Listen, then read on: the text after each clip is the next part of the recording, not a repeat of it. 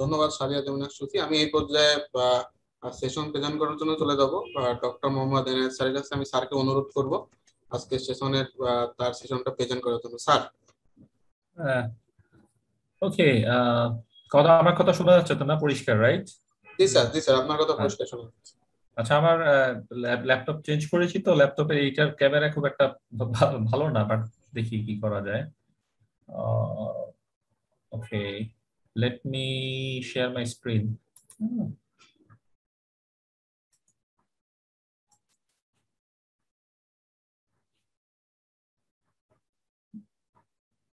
দেখা যাচ্ছে কি না?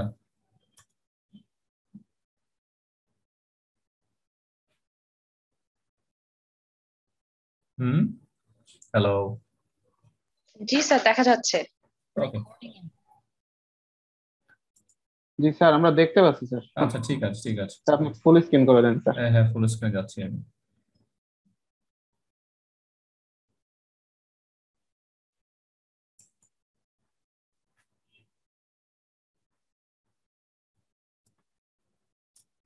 আচ্ছা ঠিক আছে।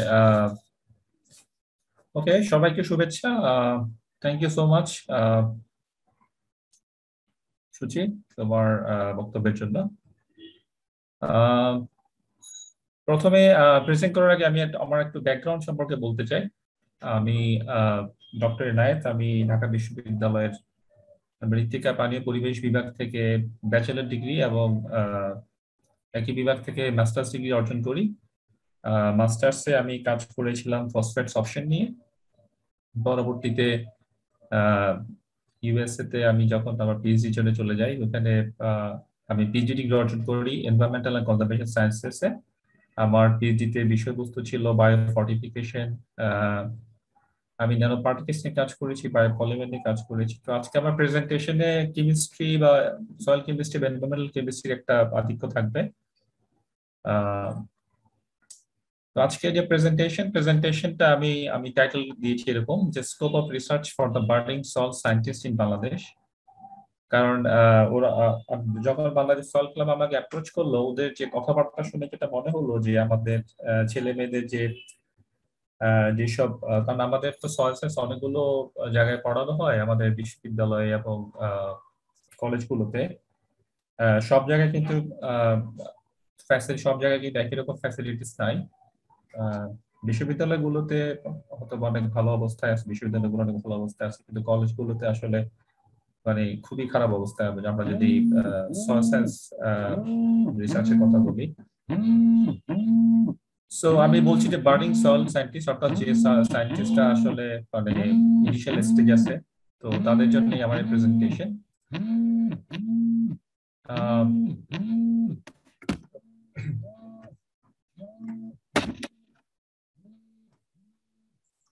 আমি নেক্সট স্লাইডে চলে যাচ্ছি। সো এই প্রেজেন্টেশন আমি যখন আমরা বলছি যে বলে যারা রিসার্চার, তাদের জন্য আমরা চাচ্ছি যে তারা যাতে রিসার্চ করতে পারে সীমিত সুযোগ সুবিধার মধ্যে। তো প্রথমে আমি রিসার্চ দিয়ে শুরু করতেছি। আমরা রিসার্চ কেন করি, রিসার্চটা কি? রিসার্চটা আসলে আমরা সবাই জানি ইটস এ সায়েন্টিফিক আন্ডারটেকিং। আমরা একটা ইনভেস্টিগেশন করি, যেটা একটা সিস্টেমেটিক ওয়েতে করি, লজিক্যালি করি। We do research to discover new facts. আমরা নতুন ফ্যাক্টস আমরা ডিসকভার করি এবং পুরোনো ফ্যাক্টসকে আমরা ভেরিফাই করি, টেস্ট করি, এবং আমরা ফ্যাক্টস এর মধ্যে যে রিলেশনশিপ আমরা বের করার চেষ্টা করি, এবং যে কোনো একটা ফ্যাক্টের কারণ বের করার চেষ্টা করি। এবং আমরা রিসার্চ করি to develop new scientific tools, concepts and theories which should facilitate reliable and valid study, intervention or action for human welfare। অর্থাৎ যে কোনো রিসার্চেরই কিন্তু আসলে উদ্দেশ্য হলো মানব কল্যাণ। আমরা হিউম্যান ওয়েলফেয়ারের জন্য কিন্তু আমরা রিসার্চ করি। The ultimate purpose of research is to fill in gaps in information। আমরা নলেজ বডিতে দেখি যে কোনো ধরনের গ্যাপ আছে কিনা, সেই গ্যাপটা আমরা ফিল ইন করার চেষ্টা করি, এবং আমরা কি বলে we try to find answers to questions so far unexpected. অর্থাৎ যে কোয়েশ্চেনস গুলোর আনসার আমরা আগে পাইনি, সেই কোয়েশ্চেনস গুলোর আনসার আমরা পাওয়ার চেষ্টা করি। So what prompts us to undertake research? কেন আমরা রিসার্চ করি? এখানে অনেকগুলো কারণ আছে, যেমন genuine interest to add to the body of knowledge and understanding. কারো কারো কেউ কেউ জেনুইনলি ইন্টারেস্টেড থাকে নলেজ বডিতে অ্যাড করার জন্য। আমরা নতুন টুল, নতুন মেথড, প্রোগ্রামস, ইকুইপমেন্ট ডেভেলপ করার জন্য, ক্রিয়েট করার জন্য রিসার্চ করি। কারো কারো জন্য কিন্তু এটা রিসার্চ কিন্তু লাইভলিহুড। যারা রিসার্চ অর্গানাইজেশনে কাজ করে, it's a livelihood for those people.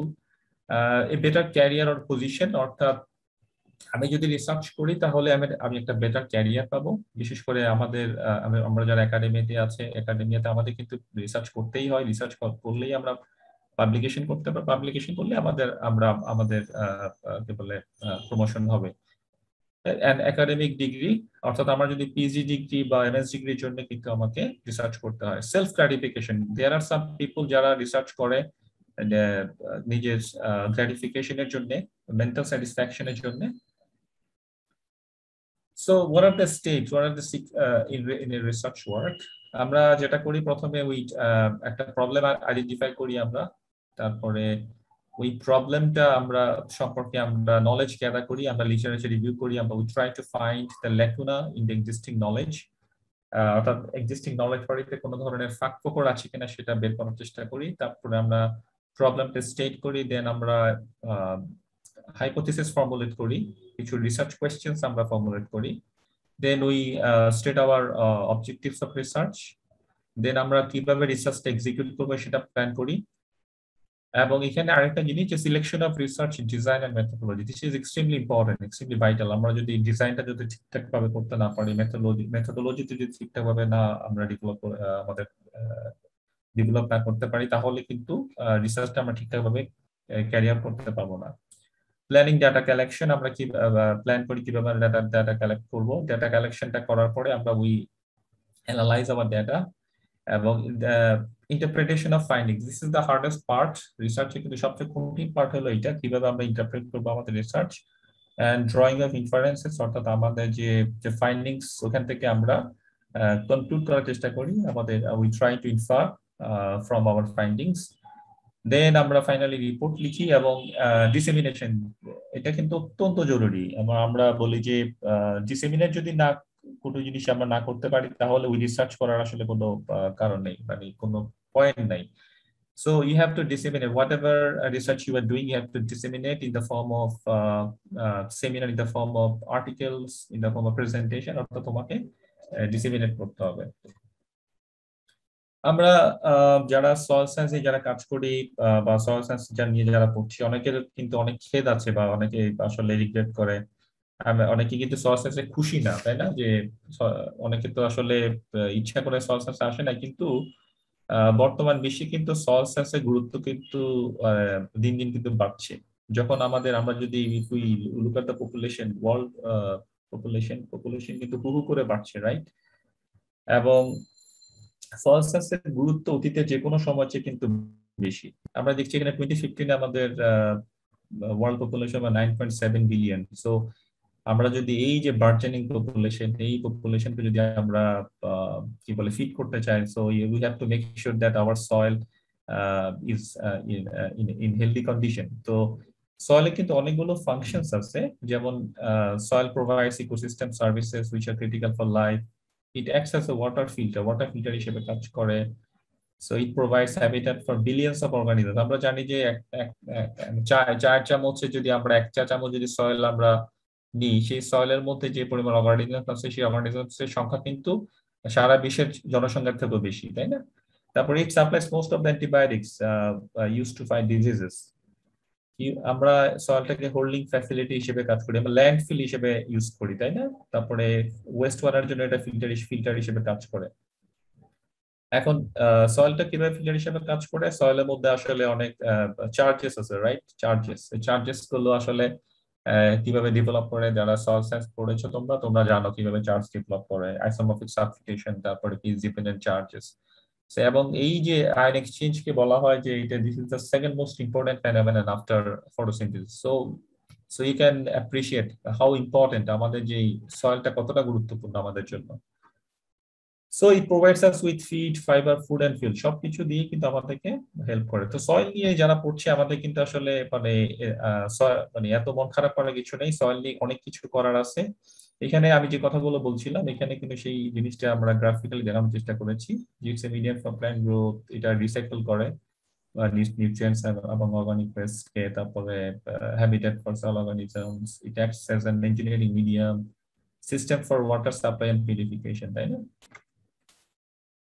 তো সয়েল সায়েন্স বাংলাদেশে কোথায় কোথায় পড়ানো হয় আমরা দেখছি যে এখানে বিশ্ববিদ্যালয় লেভেলে ঢাকা ইউনিভার্সিটিতে সয়েল সায়েন্স আছে, তারপরে চট্টগ্রাম বিশ্ববিদ্যালয়, খুলনা বিশ্ববিদ্যালয়, Bangladesh agricultural university, Bangabandhu Sheikh Mujibur Rahman agricultural university, তারপরে বরিশাল বিশ্ববিদ্যালয়ে সয়েল সায়েন্স পড়ানো হয়, শেরে বাংলা এগ্রিকালচারাল ইউনিভার্সিটি, এবং কলেজগুলোর মধ্যে ধামরাই কলেজ, শহীদ সোহরাওয়ার্দী কলেজ, মোল্লা কলেজ, বরিশাল কলেজ, ভোলা গভর্নমেন্ট কলেজ। সো আমি প্রেজেন্টেশনটা আমি আসলে যেভাবে সাজিয়েছি, আমি চিন্তা করেছি যে যারা কলেজে যারা ছাত্রছাত্রী আছে তারা কিভাবে রিসার্চ করতে পারে, তাদেরকে আসলে মানে প্রেজেন্টেশনতে এমফাসিস দেওয়া হয়েছে আসলে সীমিত, অর্থাৎ এলিমেন্টারি লেভেলের ফ্যাসিলিটিসকে আমরা কিভাবে রিসার্চ করতে পারি তা নিয়ে। এখানে আমি এখানে বলেছি যে institutions with elementary level research facilities, অর্থাৎ কোনো একটা, আমি যদি একটা কলেজের কথা চিন্তা করি যে ওইখানে আসলে আমাদের খুব বেশি কিছু করার সুযোগ নেই। ফর এক্সাম্পল, আমার এখানে কোনো they don't have flame photometer, spectrophotometer or atomic spectrophotometer at their disposal. So what মানে তারা যেটা করতে পারে টাইটোমেট্রিক অ্যানালিসিস করতে পারে, এবং টাইটোমেট্রিক অ্যানালিসিসের মাধ্যমে কিন্তু আমরা অনেক কিছু করতে পারি, যেমন অর্গানিক কার্বন ডিটারমিনেশন আমরা করতে পারি, তাই না?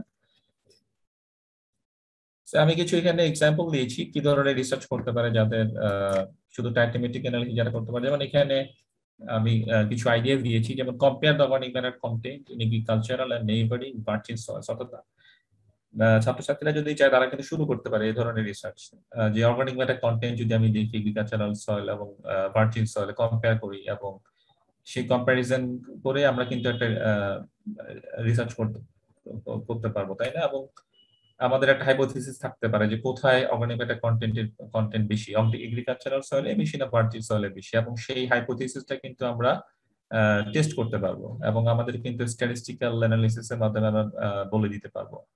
Compare the organic content in sediments from nearby pond, অর্থাৎ আমাদের পন্ড গুলো আছে, পন্ড থেকে আমরা সেডিমেন্টস কালেক্ট করে কিন্তু অর্গানিক ম্যাটার কন্টেন্ট বের করতে পারবো। Compare the content of organic matter in soil's of various textures, Sandy, লোম এন্ড ক্লে, অর্থাৎ বিভিন্ন টেক্সচারের সয়েলের মধ্যে যে অর্গানিক ম্যাটার কন্টেন্টের যে পার্থক্য, সেই পার্থক্যটা কিন্তু আমরা কম্পেয়ার করতে পারবো, এবং আমরা কিন্তু এক্সপ্লেইন করতে পারবো যে what is the reason for the differences, কেন পার্থক্য হচ্ছে স্যান্ডি সয়েলে থেকে ক্লে সয়েলে কেন বেশি, তাই না? Compare the carbon storage in different forest soil's, আমরা কিন্তু এখন তো কার্বন সিকুয়েস্ট্রেশন অনেক কাজ হচ্ছে, আমরা কিন্তু কোনো এক ফরেস্ট সয়েলে কি পরিমাণ কার্বন আছে সেই স্টোরেজটা কিন্তু আমরা বের করতে পারবো। অর্থাৎ আমার সীমিত সুযোগ আমার সুবিধার মধ্যেও কিন্তু আমি এই ধরনের রিসার্চ কিন্তু করতে পারবো, তাই না? এখানে আমি রিঅ্যাকশনস গুলো দেখিয়েছি, অর্গানিক কার্বন ডিটারমিনেশন বা ওয়েট অক্সিডেশন মেথড, এটা খুবই যারা আমাদের বিশ্ববিদ্যালয় লেভেলে কিন্তু এটা খুবই সব ছেলেমেয়েরাই এই ওয়েট অক্সিডেশন মেথড ইউজ করে কার্বন ডিটারমিন করতে পারে, খুবই সিম্পল। এখানে আরো কিছু আইডিয়া দিয়েছি, অর্থাৎ আমি যেটা বলছিলাম যে আমাদের এখানে শুধুমাত্র অর্গানিক কার্বন ডিটারমিন করতে পারি বা টাইটোমেট্রিক অ্যানালিসিস করতে পারি, অর্থাৎ আমরা আরো যে কাজগুলো করতে পারি বা প্ল্যান্ট গ্রোথ স্টাডি আমরা করতে পারি। আমরা কিন্তু প্ল্যান্ট গ্রোথ স্টাডি যখন করি আমরা কিন্তু গ্রোথ প্যারামিটার দেখি, তারপরে নিউট্রিশনাল যে প্রপার্টিস গুলো আমরা দেখি, তাই না?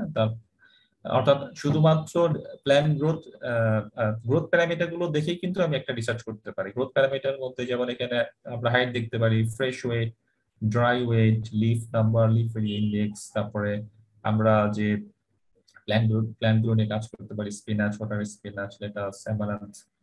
এখানে একটা আমি এক্সাম্পল দিয়েছি, effects of nitrogen fertilizers on the growth and nitrate content of lettuce, এটা খুব রিসেন্টলি 2014 এ পাবলিশ হয়েছে। অর্থাৎ এখনো কিন্তু এই ধরনের রিসার্চ কিন্তু এখনো হচ্ছে, তাই না? তো এই রিসার্চ গুলো কিন্তু ফিজিবল, অর্থাৎ আমার স্পেকট্রোফটোমিটার নাই, ফ্লেম ফটোমিটার নাই, অ্যাটমিক অ্যাবসর্পশন স্পেকট্রোফটোমিটার, স্টিল আমরা কিন্তু এই ধরনের রিসার্চ করতে পারবো, তাই না?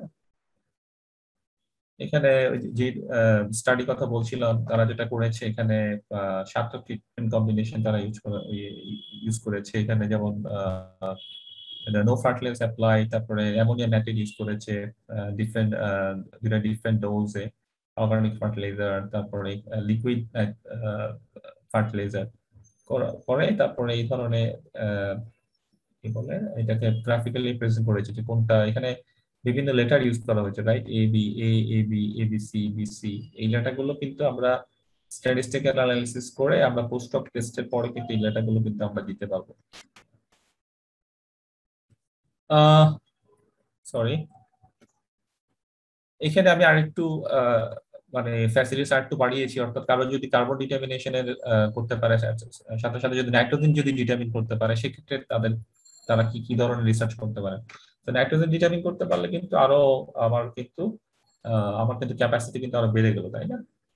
এখানে যেমন আমরা we can compare the content of organic matter in soil's of various যেটা বলছিলাম, সাথে সাথে যদি আমরা নাইট্রোজেন কন্টেন্ট যদি আমরা বের করি তাহলে কিন্তু আমরা সিএন রেশিওস কিন্তু আমরা বের করতে পারবো, তাই না? তো সিএন রেশিও কিন্তু অত্যন্ত গুরুত্বপূর্ণ সয়েলে। আমরা জানি যে আমাদের সয়েলে যদি আমরা যে অর্গানিক ম্যানিউর ইউজ করি, সেই অর্গানিক ম্যানিউরের সিএন রেশিও যদি বেশি থাকে, সেক্ষেত্রে যে সমস্যাটা হয়, মাইক্রো অর্গানিজমস কিন্তু সয়েল সলিউশন থেকে কিন্তু নাইট্রোজেন কিন্তু কনজিউম করে, তাই না? তো আমাদেরকে সবসময় মাথায় রাখতে হবে যে সিএন রেশিওটা কিন্তু আমরা যে অর্গানিক ম্যানিউর ইউজ করবো সেটা কিন্তু কম থাকতে হবে, অ্যারাউন্ড 10:1 থাকলে প্ল্যান্ট কিন্তু উপকৃত হবে। আমার কাছে যে দুইটাই ছিল, কয়েন ছিল, আমি কারো কথা শুনতে পাচ্ছি, প্লিজ মিউট করতে হবে।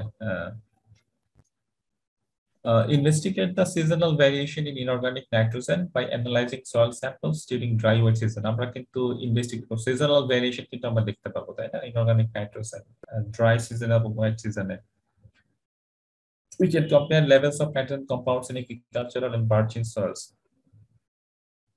Nitrogen compounds এর লেভেল আমরা এগ্রিকালচারাল এবং ভার্জিন সয়েল আমরা কম্পেয়ার করতে পারবো।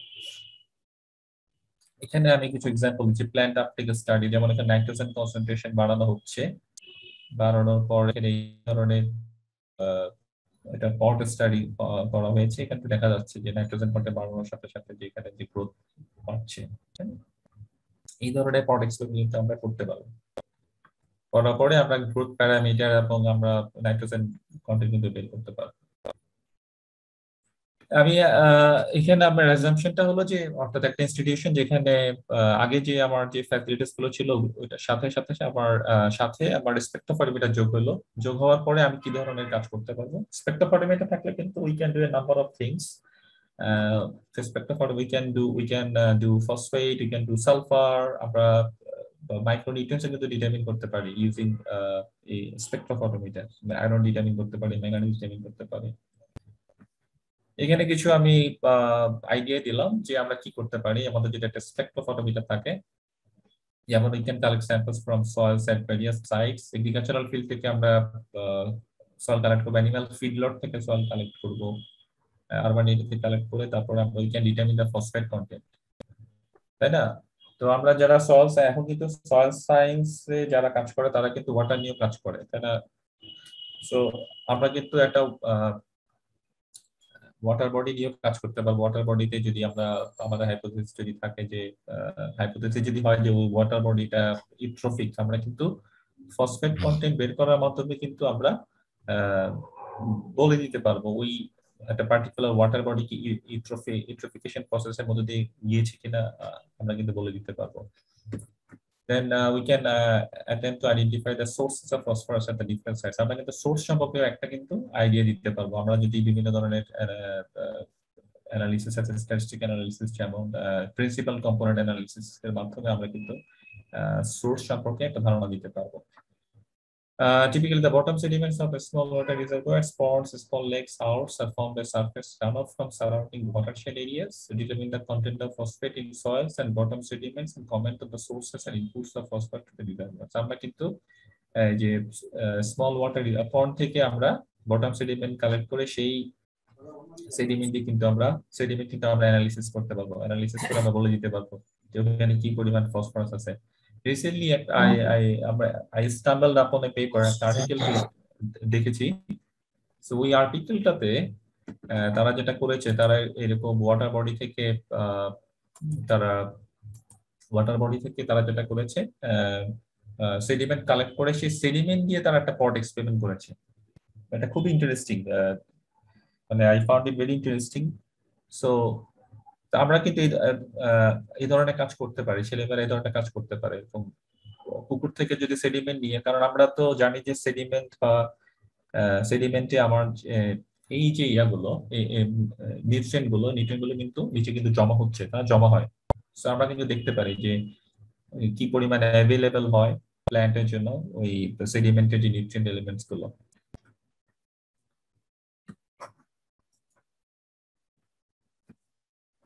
তারপরে আমরা যেটা করতে পারি, আমরা we can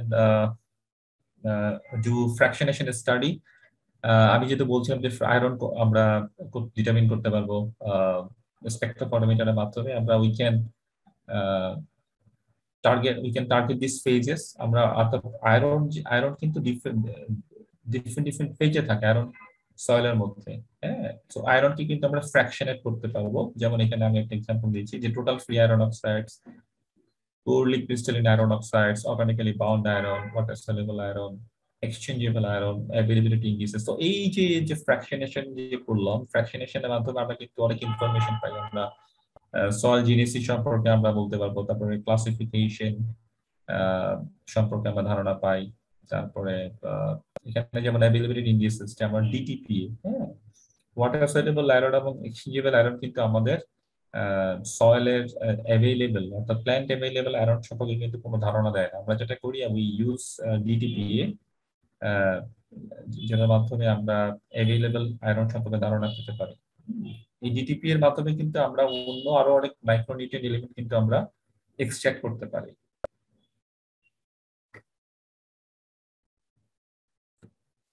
students with advance level research facilities, অর্থাৎ আমি অ্যাসিউম করছি যে আমার স্পেকট্রোফটোমিটার আছে, ফ্লেম ফটোমিটার এবং সাথে অ্যাটমিক অ্যাবসর্পশন স্পেকট্রোফটোমিটার।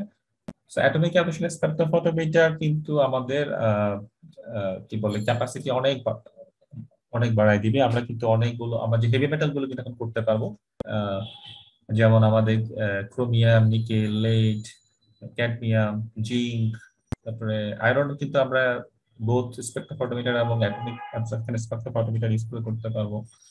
তারপর ক্যালসিয়াম, ম্যাগনেসিয়াম, তো এই যে মেটাল গুলো কিন্তু আমরা ডিটারমিন করতে পারবো। এখানে যেমন একটা স্টাডি করেছে, সয়েল পলিউশন স্টাডি, ক্রোমিয়াম নিয়ে কাজ করেছে। অর্থাৎ আমরা কিন্তু একটা পার্টিকুলার হেভি মেটালের টক্সিসিটি নিয়ে কাজ করতে পারবো। অর্থাৎ কোন লেভেলে গেলে এই কোন একটা পার্টিকুলার হেভি মেটাল টক্সিক হয় প্ল্যান্টের জন্য, এই কাজগুলো কিন্তু সহজ। মানে যদি আমরা ঠিকঠাক ভাবে ডিজাইন করতে পারি, এক্সপেরিমেন্টাল ডিজাইনটা যদি ঠিকঠাক ভাবে করতে পারি, তাহলে কিন্তু এই কাজগুলো খুব সহজেই আমরা এক্সিকিউট করতে পারবো। এখানে একটা কাজ করেছে, অ্যাডসর্পশন অফ ক্যাডমিয়াম বা ইন্ডিয়ান সয়েলস। আমরা কিন্তু আমি জানি না মানে তোমরা কতজন অ্যাডসর্পশন নিয়ে তোমাদের পড়ালেখা কেমন আছে। যেমন আমরা কিন্তু আইসোথার্ম ইউজ করে কিন্তু আমরা, যেমন এখানে তারা ইউজ করেছে ফরলিস আইসোথার্ম, তারপর লিনিয়ার আইসোথার্ম ইউজ করে কিন্তু আমরা অ্যাডসর্পশন সম্পর্কে ধারণা পাবো কোনো একটা হেভি মেটালের। এই আইসোথার্ম গুলো থেকে কিন্তু আমরা অনেক ইনফরমেশন আমরা পাই। আমরা কোন একটা সয়েলের যেমন ম্যাক্সিমাম অ্যাডসর্পশন ক্যাপাসিটি কোন একটা, মনে ফর এক্সাম্পল আমরা যদি ক্যাডমিয়ামের কথা বলি, অর্থাৎ একটা সয়েল কি পরিমাণ ক্যাডমিয়াম সে অ্যাবজর্ব করবে, ওইটা সম্পর্কে আমরা ধারণা পাবো।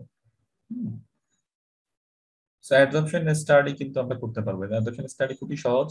আমাদের একটা শেকার লাগবে, একটা অরবিটাল শেকার বা একটা এন্ড ওভার এন্ড শেকার, এবং আমরা একটা সার্টেন পিরিয়ড অফ টাইমের জন্য আমরা যেটা করি, শেক করি একটা সয়েলকে, একটা এখানে যেমন ক্যাডমিয়ামের সলিউশন দিয়ে যদি আমরা সয়েলকে শেক করি, তারপরে আমরা 6 নেওয়ার পরে যদি আমরা অ্যানালিসিস করি কি পরিমাণ ক্যাডমিয়াম সলিউশনে আছে, আমরা কিন্তু বের করতে পারবো কতটুকু ক্যাডমিয়াম অ্যাবসর্ব করেছে। এবং এখান থেকে আমরা আমাদের যে ডেটা পাবো, সেই ডেটা কিন্তু আমরা এই বিভিন্ন আইসোথার্মে কিন্তু আমরা ফিট করতে পারি, ফরলিস আইসোথার্ম, তারপরে ল্যাঙ্গুর আইসোথার্ম, এবং এই কোন আইসোথার্মে ফিট করছে আমার ডেটা, ওইখান থেকে কিন্তু আমি বলে দিতে পারবো যে এখানে কি মাল্টি লেয়ার অ্যাডসর্পশন হচ্ছে না মনোলেয়ার অ্যাডসর্পশন হচ্ছে। যেমন আমরা ল্যাঙ্গুয়েজ অ্যাডসর্পশন অ্যাসোসাম যদি ফিট করে অ্যাসোসামে ফিট করলে আমরা বলে দিতে পারি যেখানে মনোলেয়ার অ্যাডসর্পশন হয়েছে। আর ফর্নিস অ্যাসোসাম যদি হয় সেক্ষেত্রে বলি যে আমাদের এখানে মাল্টি লেয়ার অ্যাডসর্পশন হয়েছে। এখানে আরেকটা জিনিস আমরা এই আমি জানি না যে তোমরা টার্মটা তোমাদের মনে আছে কিনা, যারা থার্ড ইয়ারে আমি আমাদের ডিপার্টমেন্টে যারা থার্ড ইয়ারে আছো তারা তো সবাই জানো যে upper sphere complex inner sphere complex. হ্যাঁ, এবার কেমিস অপশন বলে একটা টার্ম আছে। অর্থাৎ আমি কিন্তু আইসোথাম থেকেও আমি কিন্তু অর্থাৎ ফর্নিস আইসোথামে যদি ফিট করে আমি কিন্তু বলে দিতে পারবো যে এখানে ফিজিক্যাল অ্যাবজর্পশন হয়েছে। হ্যাঁ, আবার যদি ল্যাঙ্গুয়েজ আইসোথামে ফিট করে বলে দিতে পারবো যে এখানে কেমিস অপশন হয়েছে। অর্থাৎ এই আইসোথামগুলো অনেক ইনফরমেশন দেয়, অনেক রিসার্চ করার সুযোগ আছে। Statistical knowledge is absolutely vital. আমি কিন্তু সবসময় বলি যে আমরা যদি যারা রিসার্চে যারা আছি, আমরা যদি স্ট্যাটিস্টিক্যাল নলেজ যদি আমাদের না থাকে, সো আমাদের জন্য আসলে কি বলে প্রসপার করা খুব ডিফিকাল্ট হয়ে যাবে। তো স্ট্যাটিস্টিক্সে আমাদের কিন্তু খুব বেশি কিছু জানতে হয় না। আমরা যারা সয়েল সায়েন্সে আমরা যারা কাজ করি, যেমন এখানে টি টেস্ট, তারপরে analysis of variance, post of test, correlation equation, এই জিনিসগুলো যদি মোটামুটি জানা যায় অনেক কাজ করা যায়। এবং আমরা যে যখন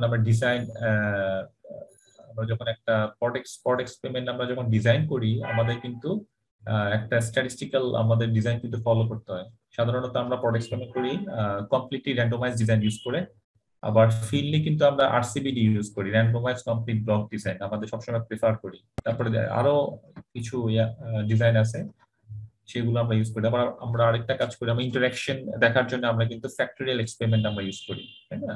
সো এই স্ট্যাটিস্টিক্স কিন্তু ভালো করে জানতে হবে, স্ট্যাটিস্টিক্স না জানলে কিন্তু আমি ডাটা ইন্টারপ্রেট করতে পারবো না। আমি যখন আর্টিকেল লিখতে যাব আমার কিন্তু স্ট্যাটিস্টিক্স ইউজ করতে হবে। আচ্ছা, বলছিলাম যে কোলাবোরেশনের কথা। যে আমি অ্যাসিউম করছি যে আমাদের ছেলে মেয়েদের রিসার্চ করার সুযোগ কম, কিন্তু এখন কিন্তু আমাদের এই যে কোলাবোরেশনের একটা কিন্তু সুযোগ আছে। আমরা কিন্তু যেমন আমি কিন্তু আমাদের যে বিসিএসআইআর আছে, তারপরে এদের সাথে কিন্তু আমি কোলাবোরেট করছি। তারপরে এখন কিন্তু একটা কলেজ কিন্তু একটা বিশ্ববিদ্যালয়ের সাথে কিন্তু কোলাবোরেট করতে পারে, একটা কলেজ কিন্তু একটা ইনস্টিটিউট রিসার্চ অর্গানাইজেশনের সাথে কোলাবোরেট করতে পারে।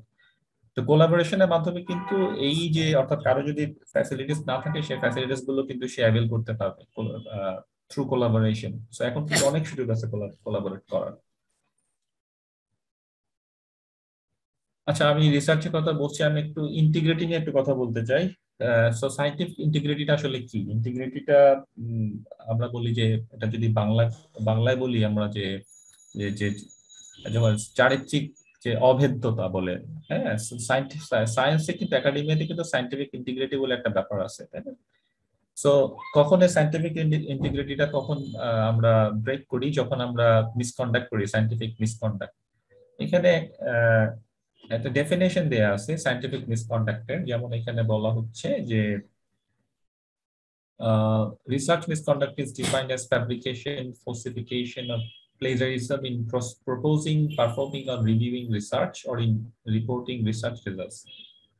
অর্থাৎ ফ্যাব্রিকেশন এটা কিন্তু একটা সিরিয়াস অফেন্স। অর্থাৎ এই প্রত্যেকটা কন্ডাক্টে কিন্তু সিরিয়াস অফেন্স। ফ্যাব্রিকেশন মানে কি? অর্থাৎ আমি একটা রিসার্চ করি না, কিন্তু আমি ডেটা যদি আমি ফ্যাব্রিকেট তৈরি করি, কুক আপ করি, ফ্যাব্রিকেট করি, তাহলে এটা একটা মিসকন্ডাক্টের আওতার মধ্যে আসবে। ফলসিফিকেশন অর্থাৎ আমি আমার কোনো রেপ্লিকেশন নাই, আমি একটা মাত্র আমি আমার কি বলে ট্রিটমেন্ট আমি এবং সেটা আমি কি করলাম, একটা করে আমি দেখাই দিলাম যে আমার এখানে ট্রিপ্লিকেট ডেটা আছে। হ্যাঁ, এটাও কিন্তু একটা ফলসিফিকেশনের মধ্যে পড়ে যাবে, ফলসিফাই করা, তাই না?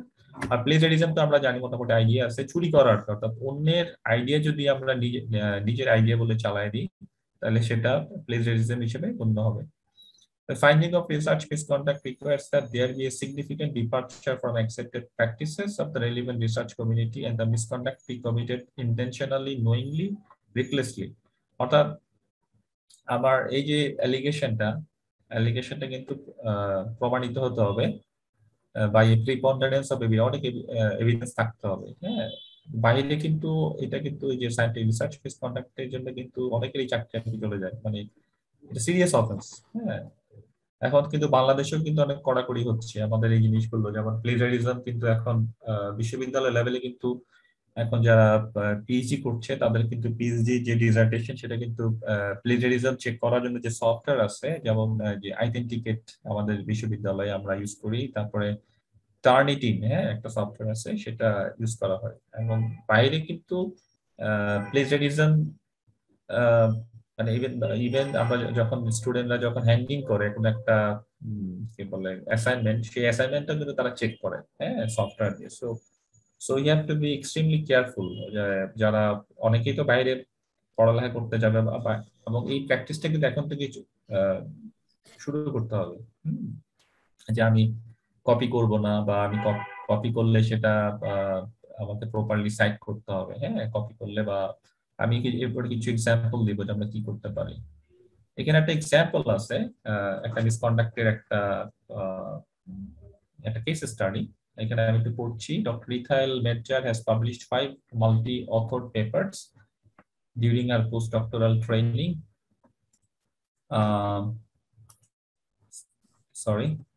Ethyl shared first authorship on 2 of these papers. The names of Ethyl and her co-first author were decided by coin toss as indicated in a footnote, according to a journal policy. In both cases, Ethyl lost the coin toss and her name appears as the second author in the byline. Her remaining 3 publications each have 5 authors in their bylines, and Ethyl is third author on 2 and fourth author on 1. Ethyl is submitting application materials to several institutions to be considered for faculty positions. On her curriculum vitae, she has changed the order of the authors on her 2 shared first authorship papers so that her name appears first instead of second. She is concerned that search committees reviewing applications may miss any notation indicating shared first authorship, so she believes the most direct way to assert this is to have her name first in the citation. Ethyl worries that if she doesn't do this, there is a risk of her postdoctoral publication record appearing as though she did not publish a single senior author paper. She mentions this to you over lunch and asks if you have any concerns about her strategy. What do you tell her? If you have concerns, what guidance or advice do you have for her? So এখানে আসলে basically যেটা হয়েছে যে doctor ethyl সে 2টো paper সে publish করেছে। 2টো পেপারের ওই 2টো পেপারে কিন্তু 2জন ফার্স্ট অথর ছিল, এবং ফার্স্ট অথর কিন্তু কার নাম আগে যাবে তারা সেটা ডিসাইড করছে কয়েন টস করার মাধ্যমে। হ্যাঁ, এবং এইটা কিন্তু এটা আমরা যখন একটা আর্টিকেল পাবলিশ করি, যদি 2জন ফার্স্ট অথর থাকে সেটা কিন্তু নিচে কিন্তু একটা ফুটনোটে কিন্তু বলে দেওয়া থাকে। হ্যাঁ, এখন সে যখন অ্যাপ্লাই করলো ফ্যাকাল্টি পজিশনের জন্য, সে চিন্তা করলো যে যেহেতু তার নাম সেকেন্ডে, এবং এটা হয়তো বা সার্চ কমিটি হয়তো বা এটা খেয়াল নাও করতে পারে, তারা মনে করতে পারে তার কোনো ফার্স্ট অথরশিপ পেপার নাই। হ্যাঁ, তো সে কি করলো, সে তার যে ক্রমটা চেঞ্জ করে দিল আর কি। এখানে কিন্তু সে যেটা করছে এটা কিন্তু একটা সায়েন্টিফিক মিসকন্ডাক্ট, অর্থাৎ এটা কিন্তু সে করতে পারে না। হ্যাঁ, করতে পারে না, অর্থাৎ এটা কিন্তু আমাদের দেশে তো অনেক ধরনের মিসকন্ডাক্টই হয়, আমি তো পার্সোনালি দেখেছি অনেক কিছু। সো এই ধরনের মিসকন্ডাক্ট গুলো কিন্তু করা যাবে না, করলে কিন্তু এবং এটা সিরিয়াস অফেন্স, এবং এটা কিন্তু একটা মানে ব্ল্যাক লিস্টেড হয়ে গেলে কোনো জায়গায় তখন কিন্তু সে কোনো চাকরি বাকরি পাবে না। হ্যাঁ,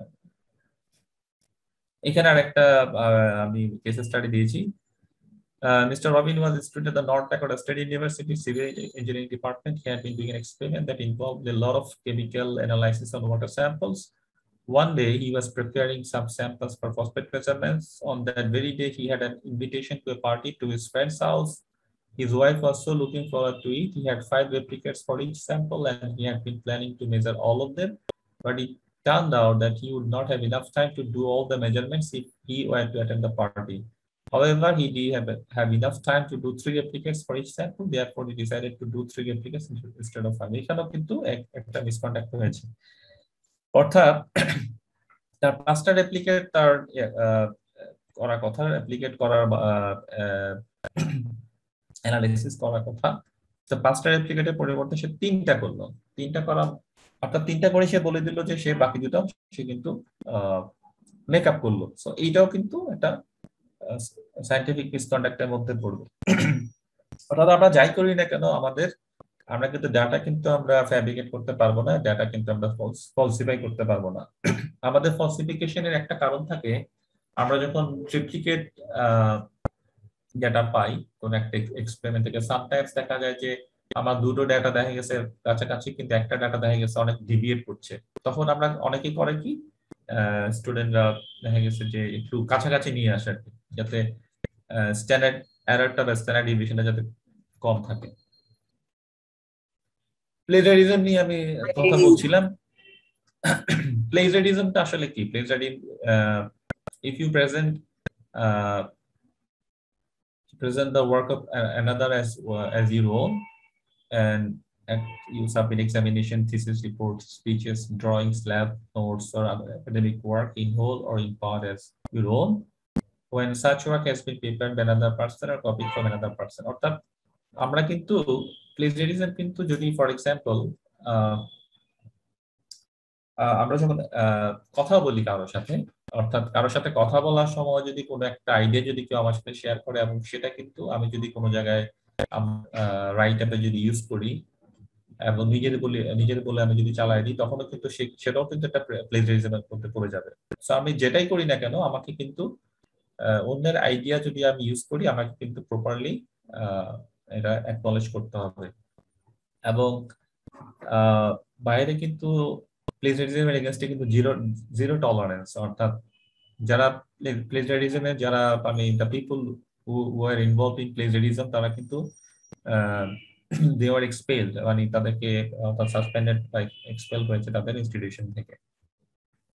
এখন আমরা দেখবো যে আমরা কিভাবে আমরা how can we avoid plagiarizing, give credit. আমরা যেটা করতে হবে, আমাদের যে use or refer to another person's idea, opinion, or theory from a magazine, book, newspaper, song, TV program, movie, web page, computer program, letter, advertisement, or any other media.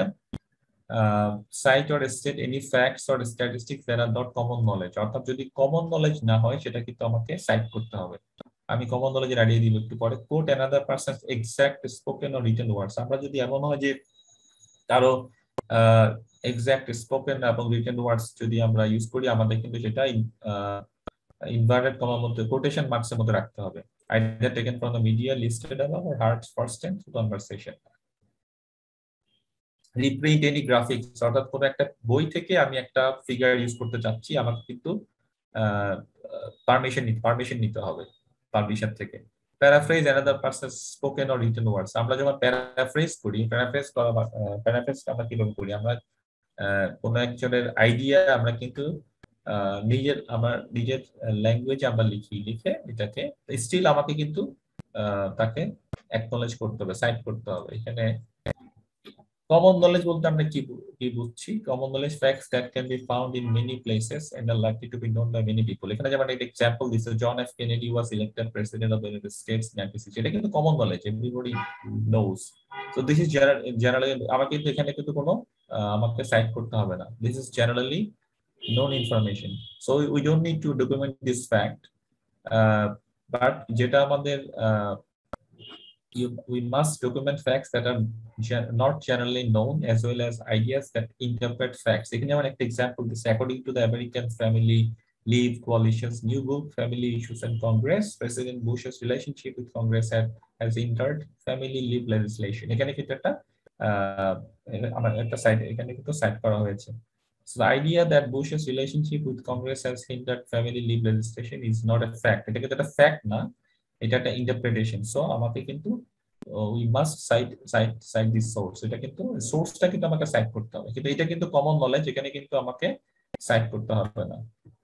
Quotation, আমরা a verbatim repetition of someone's words, অর্থাৎ হুবহু যদি আমরা কারো word যদি আমরা নেই, সেক্ষেত্রে আমরা যখন কোট করব, place the passage in quotation marks এর মধ্যে রাখলে কিন্তু উই আর ফাইন। হ্যাঁ, and document the source according to a standard documentation style. Still এখানে কিন্তু আমরা যখন কোটেশন মার্কস এর মধ্যে রাখছি, তার মানে হলো এটা আমরা এক্সাক্ট ওয়ার্ড ইউজ করছি, তাই না? এবং স্টিল আমরা কিন্তু এখানে সাইট করছি। হ্যাঁ, paraphrase, using someone else's ideas but putting them in your own words. সবসময় অর্থাৎ আমরা প্যারাফ্রেজিং কিন্তু আমাকে শিখতে হবে। আমরা যখন একটা আর্টিকেল লিখবো, লিটারেচার রিভিউ করবো, আমাকে কিন্তু অন্যজনের আইডিয়া আমরা ইউজ করবো, কিন্তু সেই আইডিয়াটা আমাকে কিন্তু I have to put it in my own words. So this is the skill. এটা আমরা আমাদেরকে কিন্তু শিখতে হবে, এবং এটা যদি না শিখে আমরা কিন্তু মানে মহাবিপদে পড়বো, মহাবিপদে পড়বো। এখানে আমি একটা এক্সাম্পল দিছি যে একটা অরিজিনাল টেক্সট এবং এটা আনএক্সেপ্টেবল প্যারাফ্রেজ। এখানে টেক্সটটা হলো এরকম: dengue virus infections in humans can be subclinical or can cause illnesses ranging from a mild flu-like syndrome with rash and some hemorrhagic manifestations to a severe and sometimes fatal disease with coagulopathy, capillary leakage and hypovolemic shock. এইটাকে যখন paraphrase করা হয়েছে, এখানে যেটা এটাকে বলা হচ্ছে this is consider plagiarism. এখানে যেটা হয়েছে, এখানে কিন্তু কোনো সাইটেশন সাইট করা হয় নাই, এবং কিছু ওয়ার্ড এখানে শুধুমাত্র চেঞ্জ করা হয়েছে, এবং মোর অর লেস কিন্তু অর্থাৎ অরিজিনাল টেক্সটের কাছাকাছি আছে। হ্যাঁ, সো এটা কিন্তু প্লেজারিজমের আওতার মধ্যে থাকবে। এখানে যেমন এখানে এই যে রাইটার উনি যেটা করেছে, উনি কিন্তু এটাকে তার নিজের ল্যাঙ্গুয়েজে কিন্তু লিখেছে যে dengue virus infections affect humans in a variety of ways. In some, the disease doesn't show up at all. Others may have a rash and some minor bleeding, while still others may experience severe bleeding, shock, and even death. এখানে কিন্তু this is acceptable paraphrasing because the writer accurately relays the information in the original. অর্থাৎ যে original যে information ছিল, সেই ইনফরমেশনটাকে সেই নিজের ল্যাঙ্গুয়েজে কিন্তু নিয়ে আসছে এখানে, এবং she used her own words. We have to use her own word and lets her reader know the source of our information. এটা কিন্তু গুরুত্বপূর্ণ। আমি যখন এই সোর্সটা এখান থেকে যখন টেক্সটটাকে আমি নিজের ল্যাঙ্গুয়েজে লিখেছি, স্টিল কিন্তু আমাকে কিন্তু যে অরিজিনাল যে রাইটার তাকে কিন্তু আমাকে এখানে সাইট করতে হবে।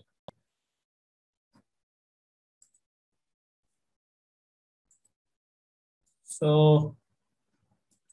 with that, I'm wrapping up my presentation. So if you have any question, যদি কোনো কোয়েশ্চেন থাকে, you can ask. ধন্যবাদ স্যার। স্যার আমরা কোশ্চেন চ্যাট বক্সে করতে বলছিলাম, বাট এখনো আমরা কোনো কোশ্চেন পাই নাই স্যার। তো আমি আশা করতেছি স্যার আমাদের সেশনের শেষ নাগাদ হয়তো আমরা স্যার কোশ্চেন পাবো স্যার।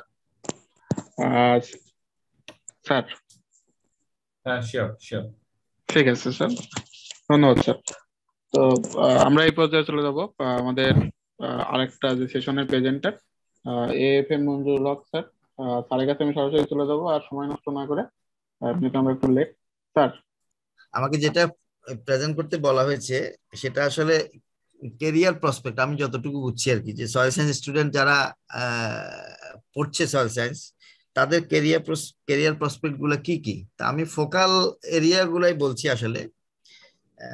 এর বাইরেও থাকতে পারে, আর আমাদের সোয়েব স্যার এর সাথে আমার সাথে সাপ্লিমেন্ট করবেন আশা করি। হ্যাঁ, এখানে আমার যে সয়েল সায়েন্স স্টুডেন্টরা যেসব লাইনে কাজ করতে পারে, এর মধ্যে একটা ইম্পর্টেন্ট এরিয়া হচ্ছে ফিল্ড অফ ওয়ার্ক হচ্ছে land use planning. Land use planning এর জন্য আমি এখানে কিছু যেসব এলাকাগুলা এরিয়াগুলাতে নলেজ থাকতে হবে, স্টাডি করতে হবে কাজ করতে গেলে। এটা নট নেসেসারি যে আমি এই এগুলা নিয়েই আমি এই লাইনে ঢুকতে হবে। ল্যান্ড ইউজ প্ল্যানিং এর যে প্রসপেক্ট আছে কাজ করার, সেখানে এগুলার এক্সপার্ট হয়ে ঢুকতে হবে, নট নেসেসারি।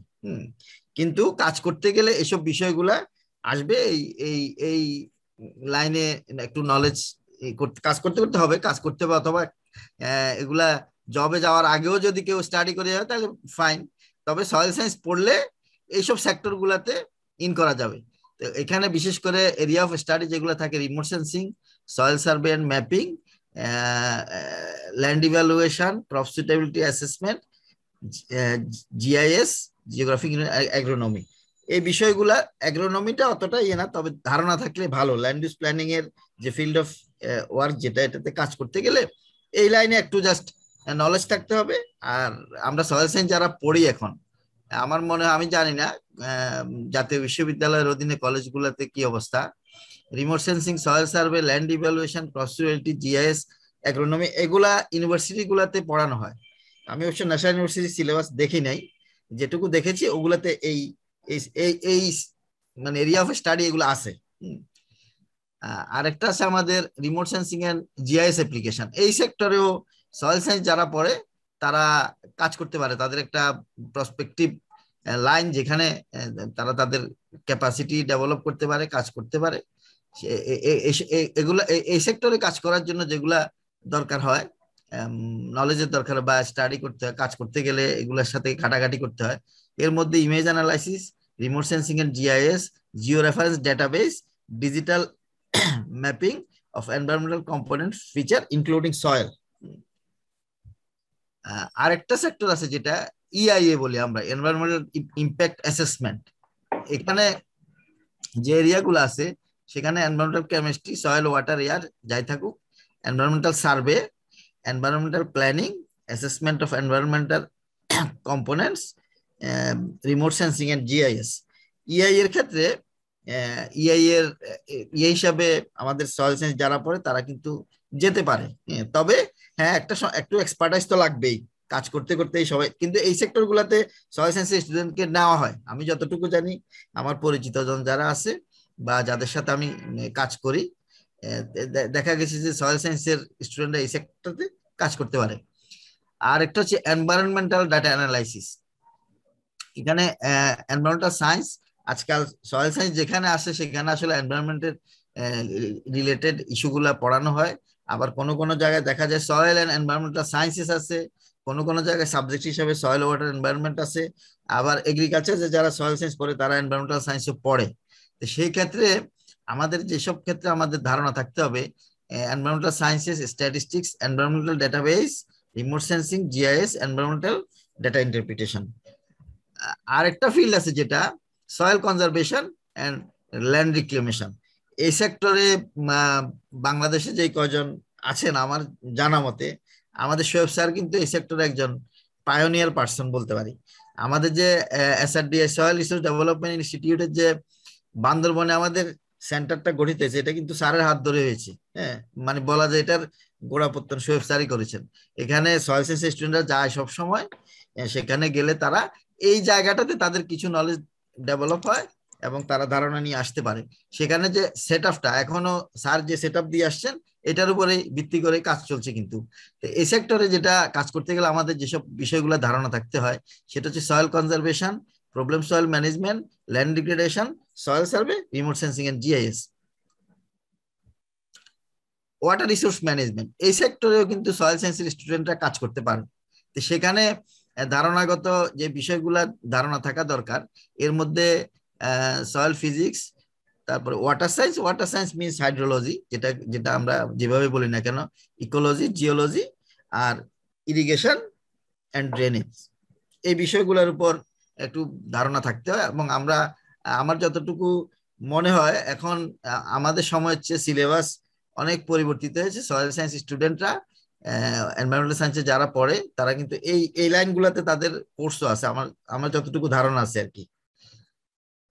তারপরে আরেকটা হচ্ছে ওয়াটার ম্যানেজমেন্ট। হ্যাঁ, ওয়াস্ট ম্যানেজমেন্ট এটা আসলে বাংলাদেশে এটার যদিও অতটা ইয়ে নাই, কিন্তু আমি দেখেছি যে ওয়াস্ট ম্যানেজমেন্টের ফিল্ডটাতে সয়েল সায়েন্সের যারা আছেন তারা কিন্তু কাজ করেন। হ্যাঁ, এরকম লিঙ্কডিনে আমার সাথে 2-1 জনের লিঙ্ক আছে যাদের সাথে আমি মাঝে মধ্যে আমার কথাবার্তা হয়। তো এই ক্ষেত্রে যে ব্যাকগ্রাউন্ডটা থাকতে হয় বা পড়াশোনাটা করতে হয় বা কাজ করতে গিয়ে পড়তে হয় সেটা হচ্ছে soil biology and microbiology, soil fertility and productivity, soil physics and chemistry, water management, natural resources. এই লাইনগুলাতে অ্যাকচুয়ালি ধারণা কাজ করতে গেলে হয়, তার আগেও ধারণা নিয়ে রাখতে হয়। আর সয়েল সায়েন্স এবং এনভায়রনমেন্টাল সায়েন্স যারা পড়ে, আমি জানি না ওয়েস্ট ম্যানেজমেন্ট আমাদের দেশে এটা সাবজেক্ট হিসাবে ইনক্লুডেড কিনা বিভিন্ন ইউনিভার্সিটিতে। আরেকটা ফিল্ড আছে সয়েল কোয়ালিটি অ্যাসেসমেন্ট। এটা মোরলেস ল্যান্ড ইভ্যালুয়েশনের মধ্যে যায়। কিন্তু ইন্ডিভিজুয়ালি যদি আমি বলি তাহলে এই ক্ষেত্রে যদি আমার বেসিক সয়েল সায়েন্সের নলেজ থাকে বা আমি ইয়ে করি, আমার এরিয়া অফ স্টাডি যেগুলো থাকে সেগুলোর মধ্যে pedology, soil survey, soil physics, soil chemistry, আর এদিকে plant nutrients and their analysis বলতে অ্যানালিটিক্যাল মেথোডোলজি বা ল্যাবরেটরিতে যেটা আমরা কাজ করে থাকি, সেই ক্ষেত্রে হয়তো মেথোডোলজি গুলো আমাদের জানতে হয়। এগুলো আমরা সবই ইউনিভার্সিটি লেভেলে পড়ানো হয়। ফরেস্ট্রি যদিও আলাদা একটা সেক্টর, বাট ফরেস্ট্রিতে কিন্তু সয়েল সায়েন্সের একটা কাজ করার সুযোগ আছে। ইভেন যে আমাদের বিসিএস ফরেস্ট ক্যাডার যেটা আছে সেখানে কিন্তু স্টিল সয়েল সায়েন্সের ব্যাকগ্রাউন্ড যারা আছেন তারা কিন্তু কাজ করছেন, বিসিএস দিয়ে যাচ্ছেন। সেখানে অপশনের মধ্যে সুযোগ আছে অপশন রাখা সয়েল সায়েন্স স্টুডেন্টদের। তো এই ক্ষেত্রে ধারণা যেসব বিষয়গুলো সেগুলো pedology, soil survey and land evaluation, botany, land management, এগুলা রিলেটেড ফরেস্ট্রির সাথে কাজ করতে গেলে এগুলা রিলেটেড বিষয়ের ধারণাটা থাকতে হয়। ক্লাইমেট চেঞ্জ ইম্প্যাক্ট অ্যাসেসমেন্ট, এটা একটা সেক্টর যেটা আসলে এখন খুব মানে পরিচিত আর কি, যে ক্লাইমেট চেঞ্জ, এই সেক্টরে কিন্তু সয়েল সায়েন্স স্টুডেন্টরা কাজ করে এবং করার যথেষ্ট সুযোগ আছে। সেই ক্ষেত্রে আমরা এনভায়রনমেন্ট এন্ড হাইড্রোলজির উপর একটু ধারণা থাকতে হয়। এখানে যে একেবারে মানে আমি এক্সপার্ট হয়ে যাব সেটা না, কিন্তু হ্যাঁ এখানে আমার নলেজটা থাকতে হবে। আর আসলে একাডেমিক পড়াশোনার বাইরে তো নলেজ গেইন করার সুযোগ, অপরচুনিটি কিন্তু সুযোগ অনেক, যেটা আমাদের সময় ছিল না বা তার আগে ছিল না। এই ক্ষেত্রে ক্লাইমেট চেঞ্জ ইম্প্যাক্ট অ্যাসেসমেন্টের ক্ষেত্রে বা ক্লাইমেট চেঞ্জের বিষয় রিলেটেড বিষয়ে কাজ করতে গেলে যে বিষয়গুলো ধারণা লাগে সেগুলো environmental hydrology, natural resources, soil properties and land use, climate history, livelihood, এগুলা এই বিষয়গুলো দিয়ে থাকে। কারণ ক্লাইমেট চেঞ্জের সাথে আজকাল যত কাজ হয় এটার সাথে সোশ্যাল পার্সপেক্টিভটাকে কিন্তু বিবেচনা আনতে হয়, যার ফলে লাইভলিহুড সম্পর্কে যে এলাকার নিয়ে আমি কাজ করব বা ক্লাইমেট চেঞ্জ নিয়ে যখন কাজ করবো তখন ওই সংশ্লিষ্ট সন্নিহিত এলাকাগুলোর আমার লাইভলিহুড সম্পর্কে, মানুষের জীবনযাত্রা কিরকম, সোশ্যাল ইয়েগুলো কিরকম, এগুলো সম্পর্কে ধারণা রাখতে হয়, ল্যান্ড ইউজ কিরকম। আর এর বাইরে যেটা আছে একটা বড় সেক্টর যেটা, সেটা হচ্ছে রিসার্চ। হ্যাঁ, এনায়েত অনেক কিছুই আলাপ করেছে। রিসার্চের ক্ষেত্রে তো আসলে ফিল্ডের অভাব নাই। এমন না যে সয়েল সায়েন্স পড়ে আমাকে সয়েলে রিসার্চ করতে হবে, রিলেভেন্ট যে কোনো ফিল্ডে যাওয়া যায়। রিসার্চ এমন একটা জিনিস, এটা কোনো ফিক্সড কিছু না। কিন্তু সয়েল সায়েন্স পড়ে দেখা গেছে যে অন্য সেক্টরের ইয়েতে কাজ করছে, সে জিওলজিতে কাজ করছে, পেট্রোলিয়াম জিওলজিতে কাজ করছে, তারপরে ইয়েতে কেমিস্ট্রি লাইনে কাজ করছে। কাজে এটা কোনো রিসার্চের বিষয়টা এমন যেটাকে একটা গণ্ডির মধ্যে আবদ্ধ রাখা যাবে না। কেমিস্ট্রি লোকও সয়েল সায়েন্সে কাজ করে, রিসার্চ করে, কেমিস্ট্রি লোকও কিন্তু অন্যান্য লাইনে কাজ করে, সয়েল ফার্টিলিটি নিয়ে কাজ করে। কাজে আমরা রিসার্চের বিষয়টাকে সীমাবদ্ধ না রেখে, তবে সয়েল সায়েন্সের ক্ষেত্রে রিসার্চের সুযোগটা তুলনামূলক আমার দৃষ্টিতে আর কি অনেক বেশি, এই জন্য কারণ এই সাবজেক্টটা মাল্টিডিসিপ্লিনারি। এটা কিন্তু যে সয়েল সায়েন্স বলছি, বাট এর ভিতরে কিন্তু অনেক সায়েন্স আছে, সেই কারণে রিসার্চের সুযোগটা কিন্তু এখানে অনেক বেশি। মানে এই জিনিসটা সবাই রাখতে হবে, রিসার্চ সবাই করবে না। যারা রিসার্চ করতে চায় এখানে কিন্তু তার অনেক অপশন আছে। এই হচ্ছে আমার ইয়েতে ক্যারিয়ার প্রসপেক্টে যে লাইনগুলো আছে, আরো আছে, এটা হয়তো তোমরা ইয়ে করলে পাবা। আর এই বিষয়ে যদি শোয়েব স্যার কোন রকমের সাপ্লিমেন্ট করতে চান, স্যার করতে পারেন। স্যারের অভিজ্ঞতা অনেক সেক্টরে স্যার কাজ করেছেন। স্যার এখন ডিপার্টমেন্ট অফ এনভায়রনমেন্টের সাথে কাজ করেন।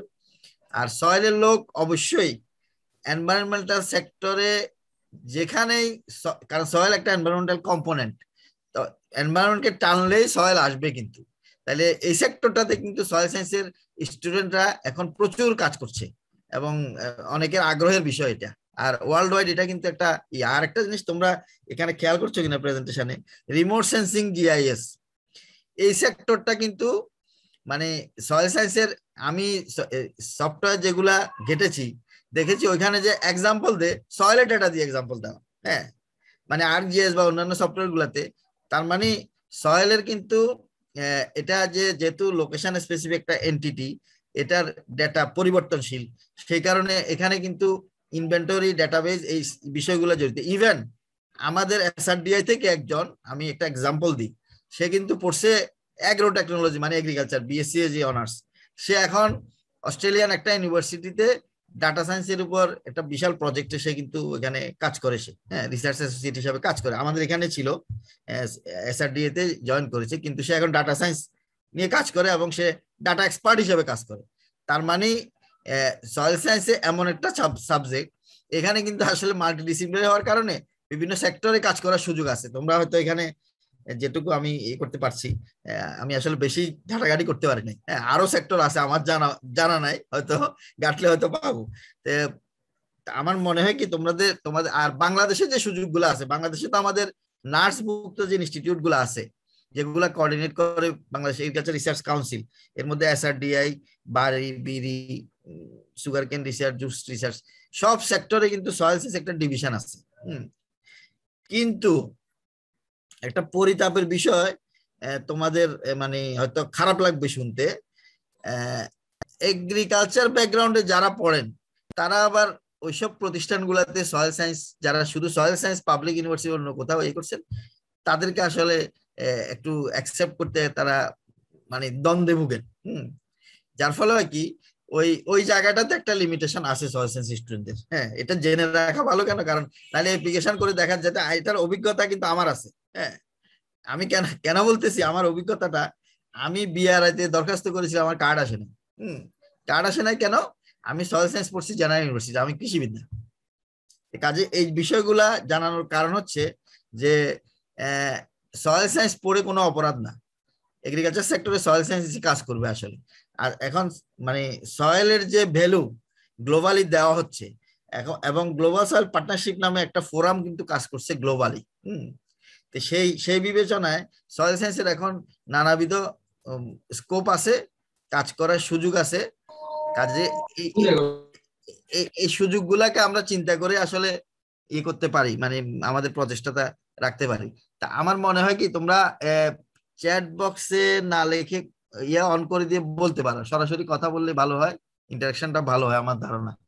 জি স্যার, আমি যারা স্টুডেন্ট জয়েন করছেন তাদের থেকে অনুরোধ করব, আপনারা যদি কেউ স্যারের কাছে প্রশ্ন করতে চান, এবং আমি 2 স্যারের জন্যই বলবো, যদি প্রশ্ন করতে চান তাহলে এক এক করে আপনারা প্রশ্ন করতে পারেন। আমি অলরেডি এনআইএস স্যারের জন্য 2টা কোশ্চেন আছে, আমি তাদেরকে বলবো প্রশ্নটা করতে। প্রথমে আছে অলোকা সুশক্তি, আপনি একটা কোশ্চেন করছেন, আপনি বোধহয় মুখেই বলুন সাউন্ডে। অলোকা। জি হ্যাঁ, আচ্ছা কোয়েশ্চেনটা বলবো? জি, আপনি স্যারকে কোশ্চেনটা বলুন সরাসরি। জি স্যার, আমার কাছে স্যার 2টা কোয়েশ্চেন ছিল। একটা হচ্ছে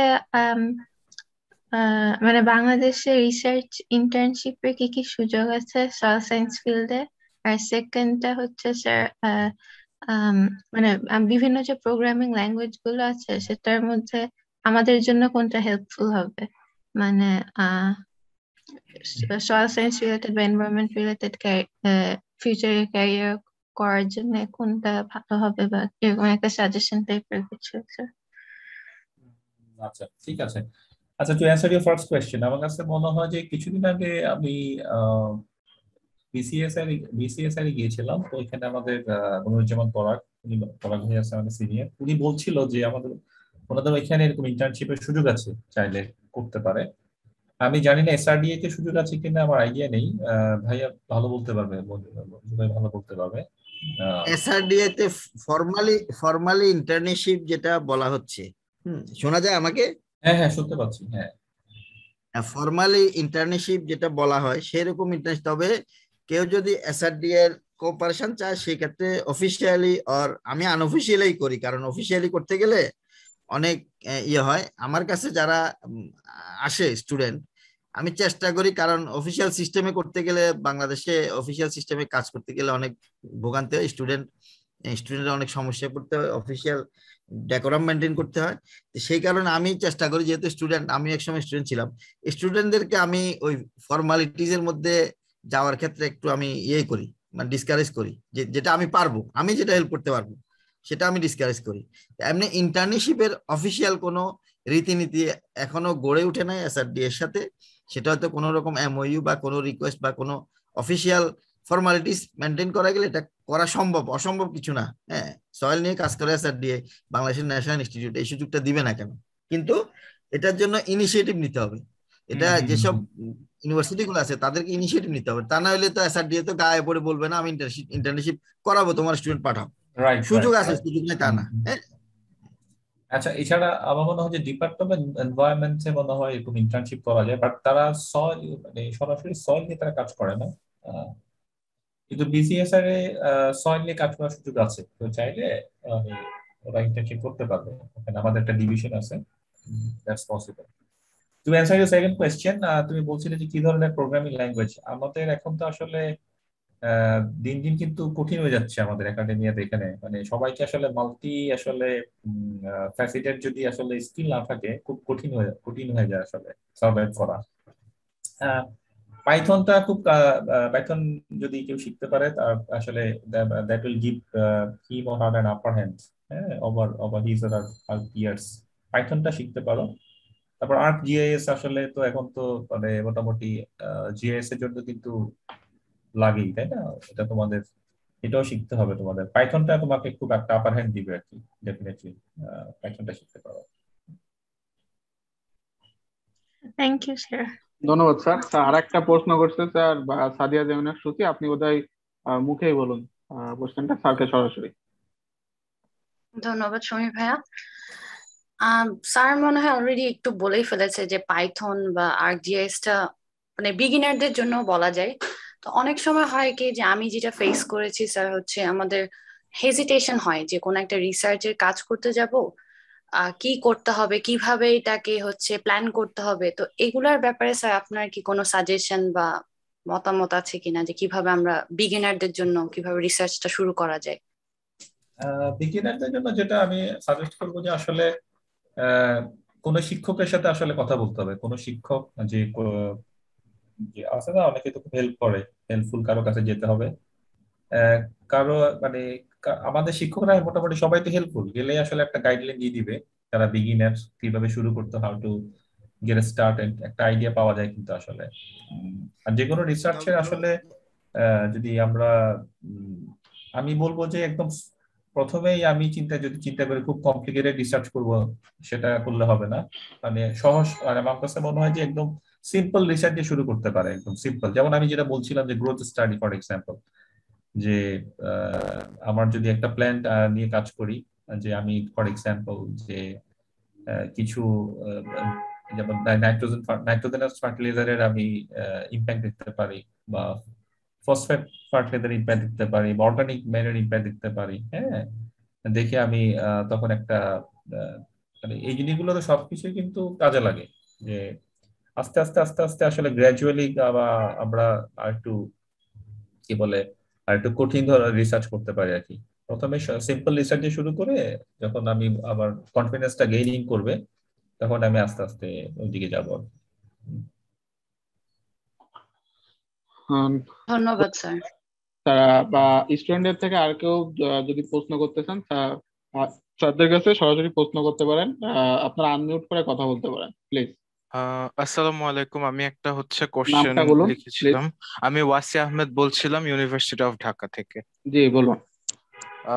আমার কোশ্চেনটা ছিল এনআইএস স্যারের কাছে, যে কেউ যদি মানে তার এই সয়েল সায়েন্স রিলেটেড তার ডিপার্টমেন্ট অথবা মানে অন্যান্য যেসব ইনস্টিটিউটে এই ডিপার্টমেন্ট বা এই বিষয়টা অধ্যয়ন করানো হয়, সেখানে যদি আর কি শিক্ষকতা পেশার সাথে যুক্ত হতে চায়, সেক্ষেত্রে আর কি তার মানে কি মানে সেক্ষেত্রে সাজেশন কি হতে পারে, আর মানে প্রসিডিওর বা মানে কিভাবে আর কি সে ইয়ে করতে পারে, মানে তার গোলটা সেট করতে পারে, বা কি কি প্রসেস ফলো করতে হয়, এটা যদি একটু।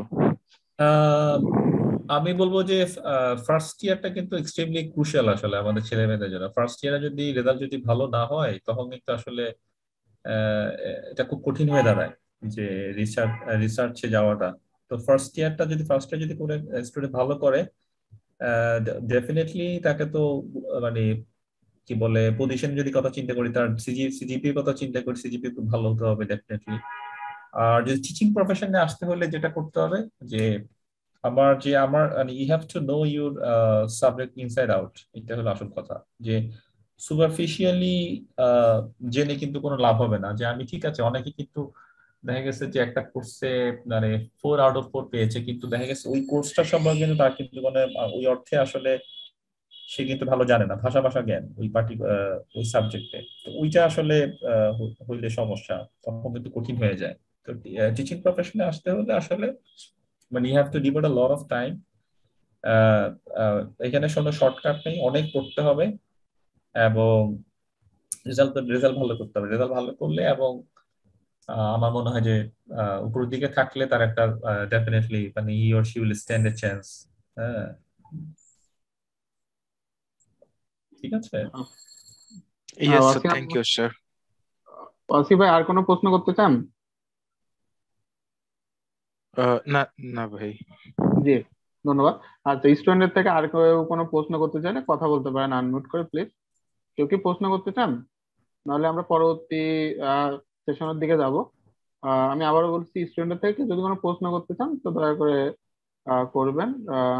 আচ্ছা, রাবেয়া এমন একটা প্রশ্ন করছে স্যার যে ন্যাশনাল ইউনিভার্সিটি থেকে স্যার খুব একটা স্যার স্কোপ নাই স্যার রিসার্চের জন্য, তো স্যার তারা কিভাবে স্যার এটা স্টার্ট করতে পারে বা অ্যাপ্লাই করতে পারে এই বিষয়ে স্যার? ন্যাশনাল ইউনিভার্সিটিতে যারা আমাদের যারা শিক্ষক আছেন তাদের সাথে কথা বলতে হবে। আমার মনে হয় কেউ যদি ইন্টারেস্টেড হয় সেই শিক্ষক ডেফিনেটলি গাইড করবে।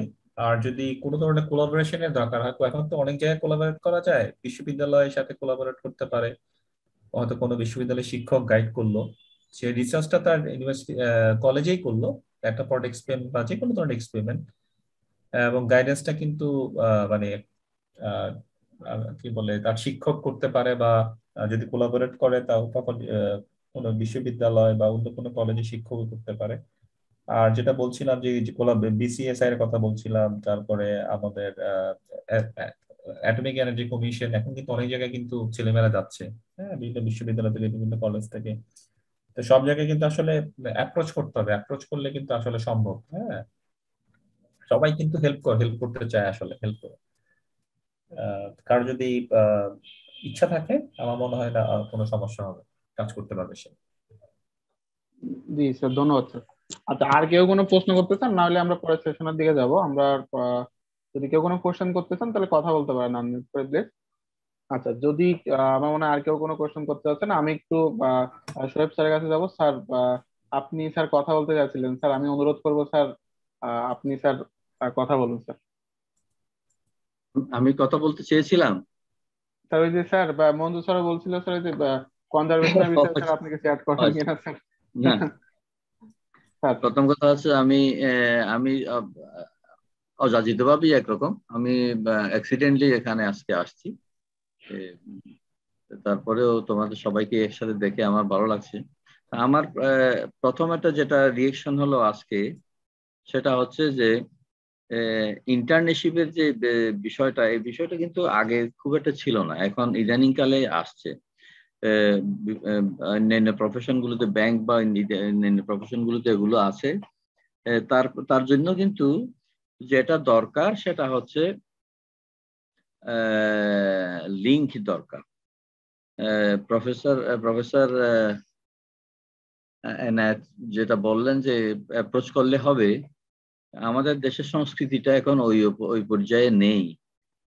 পরিচয় ছাড়া অ্যাপ্রোচ করলে কেউ আসলে খুব একটা ভ্যালু দেয় না। খুব দেয়, খুব কম জনই দেয়।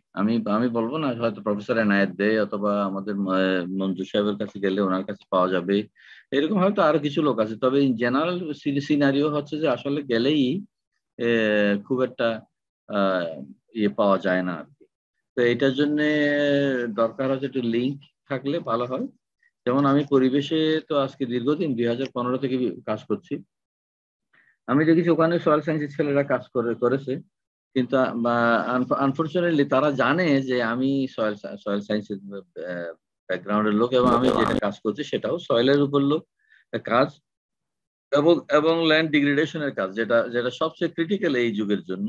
কিন্তু none of this officers came to me to see me or to learn me or to contact with me, কেউ আমার আসে না। এবং আমি অনেকের সাথে কথা বলেছি, যারা জয়েন করেছে তাদেরকে, তারা হ্যাঁ পরিচয়, হ্যাঁ স্যার আমি তো সয়েল সায়েন্সের। ঠিক আছে, তুমি একটু এসো তো আমার সাথে কথা বলি, কখন নেভার দেখে। সুতরাং এটা একটু একটু সম্ভবত জটিল আর কি, এত প্লেন নয়। তবে আজকের মতো এরকম ওয়েবিনার তো আর কখনো তারা করেছে কিনা আমার জানা নেই, তবে ভয়েস রেজ করাটা দরকার। ভয়েস রেজ বলতে যেমন এই যে আজকের আলোচনাটা হলো, এই আলোচনাটা যদি বিভিন্ন জনের সাথে শেয়ার করা হয় যে এরকম একটা আলোচনা হয়েছে, তার মধ্যে আমরা আমাদের কেরিয়ার সম্পর্কে জানতে পেরেছি অথবা কোথায় কাজ করে জানতে পেরেছি, তো তখন ধীরে ধীরে তো হবে কি যে এটা নিয়ে একটা নীরব আন্দোলন হবে। সে তখন হয়তো SRDIও নেবে, ইন্টার্নশিপ নেবে, অথবা অন্যান্য রিসার্চ অর্গানাইজেশনও নেবে। তবে একটা ভালো সংবাদ সেটা হচ্ছে যে অনেক ভিতরে অনেক NGO আছে, বেসরকারি সংস্থা আছে, যারা সয়েলের সাথে ন্যাশনালি এবং ইন্টারন্যাশনালি লিঙ্কড কাজ করে। তাদেরকে খুঁজে বের করা দরকার। তাদেরকে খুঁজে বের করতে পারলে তখন হয়তো এরিয়াটা আরো ওয়াইডেনিং। এটা একটা আমার মনে হয় মনে রাখার দরকার আমাদের। আর আর আর হচ্ছে যে ফান্ডের বিষয়টা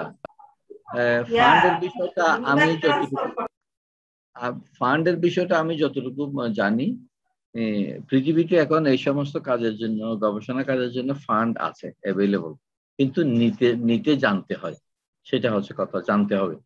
তো এই জন্য এরকম আরো কিছু আলোচনা হোক, আরো দীর্ঘ ইয়েতে আলোচনা হোক, তাহলে হয়তো বলা যাবে, করাও যাবে। এই প্রেক্ষিতে আমি আরেকটা একটু যোগ দিতে চাই। আমরা কিন্তু অনেক সময় এমনি নষ্ট করে ফেলি, আমরা যারা ছাত্র জীবন, আমিও করেছি, তোমরা যে করো না তা নয়, কিন্তু এই সময়গুলো মূল্যবান।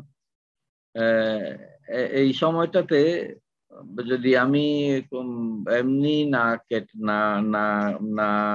অ্যাবজর্ব করে, you can go to see some of the soil areas. যেমন আমি বলতে পারি সোয়েড মানে ঢাকা বিশ্ববিদ্যালয়ের সয়েল সায়েন্স ডিপার্টমেন্ট যেটা আছে, সয়েল অ্যান্ড ওয়াটার এনভায়রনমেন্ট যেটা বলে আর কি, ওখানকার ছাত্রছাত্রীরা আমার জানা মতে কতিপয় ছাড়া কেউই সয়েল মিউজিয়ামটা দেখতে আসে নাই। SRDA একটা সয়েল মিউজিয়াম আছে। এখন কথা হচ্ছে SRDA তো বলবে না যে আরে আসো আমার এখানে একটা সয়েল মিউজিয়াম আছে, তোমরা দেখতে পারো, এটা তো বলবে না। কিন্তু এই ইনফরমেশনটা যখনই পাওয়া যায়, যারা সয়েলের প্রতি ইন্টারেস্টেড, বাংলাদেশের সয়েল সম্পর্কে জানতে চায়, তারা যদি আসতেই থাকে, SRDA তখন বাধ্য হয়েই ওখানে একজন অফিসার ডিপ্লয় করবে, কেউ আসলে যেন তোমরা এখানে থাকো। এটাও তো হইতে পারে, একটা পথ হতে পারে। তাছাড়া আমি তো জানি বান্দরবন থাকতে অনেকই তোমাদের অনেক শিক্ষক আমার বান্দরবন থাকতে আমি ওখানে গিয়েছিলাম, আমি তাদের সাথে কথা বলেছি, এখনো যায় আমি জানি, এবং ইভেন খুলনা থেকে যায়, খুলনা ইউনিভার্সিটি থেকেও যায়। তো সুতরাং ওই সমস্ত এলাকাগুলো তোমরা এমনি না করে ওখানে তো দেখতে পারো। প্লাস হচ্ছে যে বটিয়াঘাটাতে একটা সয়েল স্যালাইনিটি সেন্টার আছে, তার রিসার্চ সেন্টার আছে, ওখানে বেড়ানোর খাতিরে গেলেও তো হয়, কারণ ওইটা তো একটা এমন এলাকা যেটা দেখার মতো। তো বাংলাদেশে কিছু কিছু ক্রিটিক্যাল এলাকা আছে দেখার মতো, যেমন তার মধ্যে কোস্টাল এলাকাটা একটা, তারপরে পাহাড়ি এলাকাটা একটা, অথবা এই ঠাকুরগাঁও, দিনাজপুর ওই ধরনের ল্যান্ডস্কেপটা ওইটা একটা অন্যরকম, সিলেটের এলাকাটা অন্যরকম। তো এইগুলো তো মানে বেড়াতে যাওয়ার খাতিরে হলেও সয়েল দেখা যায়। তো এটা আমি বলবো এইভাবেই আমরা যেন দেখতে পারি। আমি এই আলোচনাটা শুরুর আগে একটু বলতে চেয়েছিলাম যে যারা এখন সয়েল সায়েন্সের ছাত্র, তারা নিজেরা জানে কি না যে তাদের গ্রামটা বা তাদের জেলাটা অথবা তাদের উপজেলাটা কোন ধরনের প্যারেন্ট ম্যাটেরিয়াল উপরে হয়েছে, ওখানে কোন ধরনের প্যারেন্ট ম্যাটেরিয়াল, অথবা কোন ফিজিওগ্রাফিতে, অথবা কোন এইজেডে, অথবা এখানকার সমস্যা কি, মাটির সমস্যা কি, এগুলো কি তারা জানে কিনা। তো এই কোয়েরি গুলো যদি বিল্ড আপ হয়, automatically you will get the source. তো আর সয়েলের কার্যক্ষেত্রটা যতই সীমিত মনে করা হয় না কেন, এটা really wide then somebody is expected in sense, কারণ এটা অনেক বড় এলাকা, কারণ যত কিছুই ঘটছে সয়েলের উপরই ঘটছে। সুতরাং সয়েলকে জানতেই হবে এবং সয়েলের বিষয়টা বুঝতেই হবে। যেমন ওয়াটারশেড ম্যানেজমেন্ট, আমি ওয়াটারশেড ম্যানেজমেন্টের উপরে উপরে যথেষ্ট কাজ করেছি, এবং বান্দরবন তো আমি ওটা এস্টাবলিশ করেছি। বাংলাদেশের ওয়াটারশেড ম্যানেজমেন্টের উপর আমি একজন লোক, আমি বলতে পারি, কিন্তু আমি তো সয়েল সায়েন্টিস্ট এবং আমি সয়েল সার্ভে করেছি। আমি রিমোট সেন্সিং তখন হয়তো করি না, কিন্তু বাই দ্য প্রসেস আমি রিমোট সেন্সিং এর উপরে কাজ করেছি। এখন আমি রিমোট সেন্সিং পড়াই। তো সুতরাং আমি মনে করি যে তোমরা যারা আজকে যে এখানে আসছো, হতাশ হওয়ার কোনো কারণ নাই। রাইট ফ্রম বিসিএস এর কথাটা কেন বলে নাই কেউ, বলে মঞ্জুর সাহেব বলেন নাই, কারণ মানে সচিব পর্যন্ত হওয়া যায়, এবং বাংলাদেশের প্রেসিডেন্টও না কেন, সয়েল সায়েন্স বাংলাদেশের প্রেসিডেন্টও ছিল। সুতরাং ওইভাবে চিন্তা করি না কেন, তাহলে আমরা দুই can wide in our area. তো ফলে যেখানেই থাকি সয়েলটাকে একটু চিন্তা করি, তাহলে দেখা যাবে যে কোনো হতাশার কিছু নেই, এখানে অনেক কিছু পাওয়া যাবে। আর সবশেষে আমি বলবো যে প্রথম যে বক্তৃতা দিয়েছিল সে যেন কে ছিল যেন, প্রথম যে ওপেনিং সেশনটা দিল না ছাত্রী একজন, সুচি নাকি হ্যাঁ সুচি, তুমি শুরুতে যাই বলেছো, খুব সুন্দরই বলেছো। তবে এটুকু জেনে রাখো যে সয়েল সায়েন্সের এরিয়া শুধু সয়েলের মধ্যে সীমাবদ্ধ না, সয়েলের বাইরেও আছে। হ্যাঁ, সয়েলের বাইরে যেটা, যেমন আমি একটা বললাম যে ডেটা সায়েন্সে সয়েলের লোক কাজ করে, এটা শুনতে কেমন লাগে? হ্যাঁ, এটা শুনতে একটু কিন্তু অবাক করা ব্যাপার, কিছুই না। তার নলেজ আছে জিআইএস এ, geo reference data, remote sensing, এই তিনটা জিনিস তার একটু দখলে আছে, সে সুন্দর মতো এই সেক্টরে কাজ করে। এখন এই সেক্টরে কাজ করতে গেলে সয়েলকে আবার ভুললে চলবে না। সয়েলে জ্ঞান রাখলে, সয়েলকে অন্তর দিয়ে দেখলে সয়েলের উপর কাজ করার অনেক অনেক সুযোগ আছে, যেটা অকল্পনীয়। এবং ওয়ার্ল্ডে এখন জিআইএস, রিমোট সেন্সিং এমন একটা সাবজেক্ট যে এটাতে সয়েলের লোকে আমার জানা মতে বাংলাদেশে প্রচুর লোক কাজ করে, দেশের বাইরে। বাংলাদেশে হয়তো এখনো আমরা সেভাবে ডেভেলপ হই না, এখন হচ্ছে আস্তে আস্তে। এসআরডিএ তে আগে লোক ছিল না, এখন অনেকেই জিআইএস জানে। হ্যাঁ, এসআরডিএ টেন্ডার করছে। তো তোমরা এই সেক্টরটাতে তোমরা একটু ইয়ে করো, যাদের স্কোপ হয় বা স্কোপ আছে বা ইচ্ছা আছে, আগ্রহ আছে, এই সেক্টরটা খুবই দরকারি। সয়েল সায়েন্সের সাথে রিমোট সেন্সিং, জিআইএস খুব ভালো যায়। এই কম্বিনেশন থাকলে জবের অপরচুনিটি অনেক অনেক বেড়ে যাবে। ধন্যবাদ। আমাদের লাস্ট দুইটা কোশ্চেন আছে মঞ্জুর হক স্যারের কাছে, তারপরে স্যার আমরা সমাপনের দিকে যাবো। স্যার আমার একটা বিষয় স্যার, আপনি একটু স্যার মানে আপনার সাথে যতবারই স্যার কথা হয়েছে আপনি বলছেন স্যার সয়েল মিউজিয়ামটা দেখার বিষয় স্টুডেন্টদের।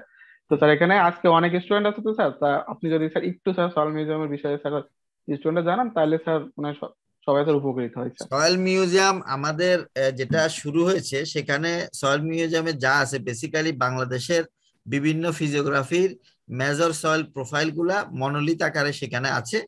অ্যাটলিস্ট ফিজিওগ্রাফি বেস সয়েলের ইয়েগুলা কিরকম দেখতে, কিরকম সয়েলের প্রোফাইলের হরাইজন গুলা কিরকম, ওগুলা সম্পর্কে একটা ধারণা নেওয়া যাবে। আর এখন যেটা হচ্ছে আমাদের একটা ওয়েব বেসড মিউজিয়াম, আমি অবশ্য ভালো করে দেখি নাই, একটা লঞ্চিং হওয়ার কথা। আর সামনে ভার্চুয়াল সয়েল মিউজিয়াম একটা হবে, এটা এসআরডি যখন এই বিল্ডিংটা হবে এখানে প্ল্যানে রাখা হয়েছে যে মিউজিয়ামটাকে এমন ভাবে করা হবে যেটা ভার্চুয়ালি সবাই করতে পারে। এটা বিশ্বের বিভিন্ন দেশে আছে, কিন্তু যেমন নেদারল্যান্ডে আইটিসি তে আছে বোধহয়, স্যার ভালো বলতে পারবেন, চায়না একাডেমি অফ সায়েন্সের আছে, এরকম অনেকগুলা আছে। হ্যাঁ, মানে প্রতিষ্ঠান আছে। আমরাও এসআরডিএ সেই দিকে আগাচ্ছে আস্তে আস্তে, হয়তো অদূর ভবিষ্যতে এটা পাবা। আর মিউজিয়ামটা আসলে মিউজিয়ামে দরকার কেন, যে মানে ফিজিওগ্রাফি হচ্ছে সয়েলের কিন্তু মূল জিনিস। ফিজিওগ্রাফি সয়েল গুলা কিরকম এটা জানা খুবই জরুরি। আর ফিজিওগ্রাফি এবং ওই ফিজিওগ্রাফি সয়েল সম্পর্কে ভালো জানলে এটাই আসলে শুরু সয়েলকে জানা। তা আমার মনে হয় কি, এটা করো, তোমরা যখন আসতে চাও একটু আগে যোগাযোগ করলে, বা ইনস্টিটিউশনালি যদি আসতে চায় একটা চিঠি দিয়ে দিলে যে তারিখে, তাহলে আমাদের ওইখানে সেই এটা করা হয়। স্টুডেন্টদেরকে আমরা ফিরাই দিই না, চিটাগাং ইউনিভার্সিটির ছাত্রছাত্রী এসে এখানে ক্লাস করে মাঝে মধ্যে। হ্যাঁ, আসলে এদিকে। তারপরে খুলনা ইউনিভার্সিটির স্টুডেন্টরাও আসে, সব ইউনিভার্সিটি কম বেশি আসে। হ্যাঁ, আর ঢাকা ইউনিভার্সিটি যেটা আসে সেটা পার্সোনালি আসে, সেটা হয়তো আমি আসি দেখে এনায়েতের সাথে আমার আছে। তো তোমরা ইনস্টিটিউশনালি এটা করতে পারো যে মিউজিয়ামটা ভিজিট করার জন্য। মানে এটাতে এসআরডিএ দ্বিমত করার কোনো কারণ নাই, কারণ এসআরডিআই মেইনলি এটা সার্ভিস সেক্টরের অর্গানাইজেশন হিসাবে স্বীকৃত। এখন রিসার্চের দিকে ঢুকছে, এখন রিসার্চের কাজগুলো বিচ্ছিন্নভাবে আস্তে আস্তে হচ্ছে, সামনে তো আরো ভালো হবে, তখন হয়তো এসআরডির সাথে কোলাবোরেশন করলে আরো ভালো হবে। আর বিভিন্ন ইউনিভার্সিটি যদি চিঠি লিখে কোনো সহযোগিতা যায় এসআরডি করে, সেটা একটু একটু সময় লাগলেও এটা করে, কাউকে না কাউকে দায়িত্ব দিয়ে ওই কাজটা করে দেয়। তো তোমরা এই সুযোগগুলো নিতে পারো, কারণ এসআরডিএ তো মানে সেবা দেওয়ার জন্যই আছে আসলে, এখানে দ্বিধাদ্বন্দ্বে ভোগার কোনো কারণ নেই। ধন্যবাদ স্যার। স্যার একটা প্রশ্ন করবে স্যার, সুচি স্যার লাস্ট প্রশ্ন, আর তারপরে এখানে আমরা সমাপন। সুচি। স্যার হ্যাঁ স্যার, স্যার আপনার হচ্ছে আমি জানতে চাচ্ছি যে আপনার এক্সপিরিয়েন্স সম্পর্কে, যে এসআইডিএ যে কাজ করছেন এত বছর, আপনার এক্সপিরিয়েন্সটা যদি স্যার একটু ব্রিফলি সবাইকে বলেন তাহলে খুব ইন্সপায়ারিং হবে আমাদের জন্য। আমার এক্সপেরিয়েন্স বেসিক্যালি আমি আমার ক্যারিয়ার শুরু সয়েল সায়েন্সের একজন শিক্ষক দিয়ে, মানে সরকারি কলেজের টিচার হিসেবে আমি জয়েন করি। পাশ করার পর চাকরি ছিল না, ফার্স্ট কাম ফার্স্ট সার্ভ। তা আমার একটা কপাল ভালো কি, আমার মনে হয় চাকরি জীবন আমার ডিপার্টমেন্টে সরকারি চাকরিতে আমি প্রথম ঢুকেছি, হ্যাঁ, এবং একসাথে আমার 2টা চাকরি হয়েছে। একটা হলো প্রাইভেট ব্যাংকে, যেটা এনসিসি ব্যাংক, আর একটা হলো কলেজ। তা আমার ফ্যামিলি থেকে বললো যে না সরকারি চাকরি করো। তা আমার প্রথম একটু খারাপ লাগলো, এখন মনে খারাপ করি নাই, আমি সরকারি চাকরিতে জয়েন করেছি। তারপরে আবার 15 BCS এ আমার রিজিক এখানে হইলো আবার সেই, কিন্তু আমার ছিল এটা অপশন একটু পিছনে ছিল, তাও হয়েছে। হওয়ার পরে একই সময় আবার আমার স্পার্সোতে চাকরি হয়েছে, মানে যেটা দূর অনুধাবন প্রতিষ্ঠান বলা হয়, মহাকাশ ওই যে স্পার্সো স্পেস রিসার্চ, যেটা সেখানেও চাকরি হয়েছে, এসআরডিএতে হয়েছে। এটা ক্যাডার জব দেখে এটাতে আমি জয়েন করেছি সবার ইয়েতে, যেটা ক্যাডারে। আর স্পার্সোতে যেটা, সেখানে স্পার্সোর যারা চাকরি করেন অরিজিনাল যারা অফিসার, তারা কখনো প্রতিষ্ঠান প্রধান হন না, এসআরডিএতে হওয়ার সুযোগ আছে, যদিও আমি হব না, কিন্তু এসআরডিএতে এই লাইনের ব্যাকগ্রাউন্ডের লোক, ওখানে মাল্টিডিসিপ্লিনারি লোক কাজ করে। সেই কারণে আমি খুব আগ্রহ নিয়ে জয়েন করেছি। প্রথম দিকে হতাশা ছিল, পদোন্নতি নাই। এখন আল্লাহর রহমতে পদোন্নতি বাংলাদেশে রেকর্ড ক্যাডার সার্ভিসে 5 বছর 23 দিনে প্রথম পদোন্নতি হয়েছে, অ্যাডমিন ক্যাডার বা অন্য ক্যাডারেও নাই। এখন আমাদের উপরের দিকে পোস্ট খালি, পদোন্নতি দেওয়ার যোগ্য লোক নাই, কারণ পরীক্ষা পাস করে নাই, সিনিয়র স্কেল পরীক্ষা বিভিন্ন কারণে দেওয়া যাচ্ছে না, পোস্ট খালি, এক্সপেরিয়েন্স হয় নাই। এসআরডিএ এখন একটা ভালো ইয়েতে আছে। আমি এসআরডিএ তোমরা বিসিএস দিলে আমি খুব মানে আনন্দিত, বিসিএস দিয়ে যদি আসো। আর নন ক্যাডার অংশ একটা আছে এখানে, এটাকেও এখন প্রক্রিয়াধীন আছে, এটাকেও ক্যাডারে নিয়ে আসার প্রক্রিয়া চলছে। সরকার এটাতে মানে নীতিগত সিদ্ধান্ত নিচ্ছে, প্রক্রিয়াটা এখন শুরু হয়েছে, এটা হয়তো হবে আগামী কিছুদিন, তখন আরো এসআরডিএ এর স্কোপ আরো বেড়ে যাবে, ক্যাডার নন ক্যাডার এক হয়ে যাবে, সবাই বিসিএস দিয়ে আসবে। এখানে যেটা আমার যে অভিজ্ঞতা, সেটা হচ্ছে আমি এসআরডিতে জয়েন করার পরে আমি কুমিল্লায় চাকরি করি। কুমিল্লায় চাকরি করার পরে আমাকে যিনি হাতে কলমে কাজ শিখেছেন, উনিও ঢাকা ইউনিভার্সিটি সয়েল সায়েন্সের আমার সিনিয়র, শোয়েব সাদ্দারের সিনিয়র গোলাম মোস্তফা, উনি আমাকে মাটি ভেঙে ভেঙে শিখেছেন। হ্যাঁ, তা আমি সত্যিকার অর্থে ওনার প্রতি কৃতজ্ঞতা, আমি সাদামাটা ভাষায় বললে হবে না, হ্যাঁ, এটা লিখে প্রকাশ করতে হবে।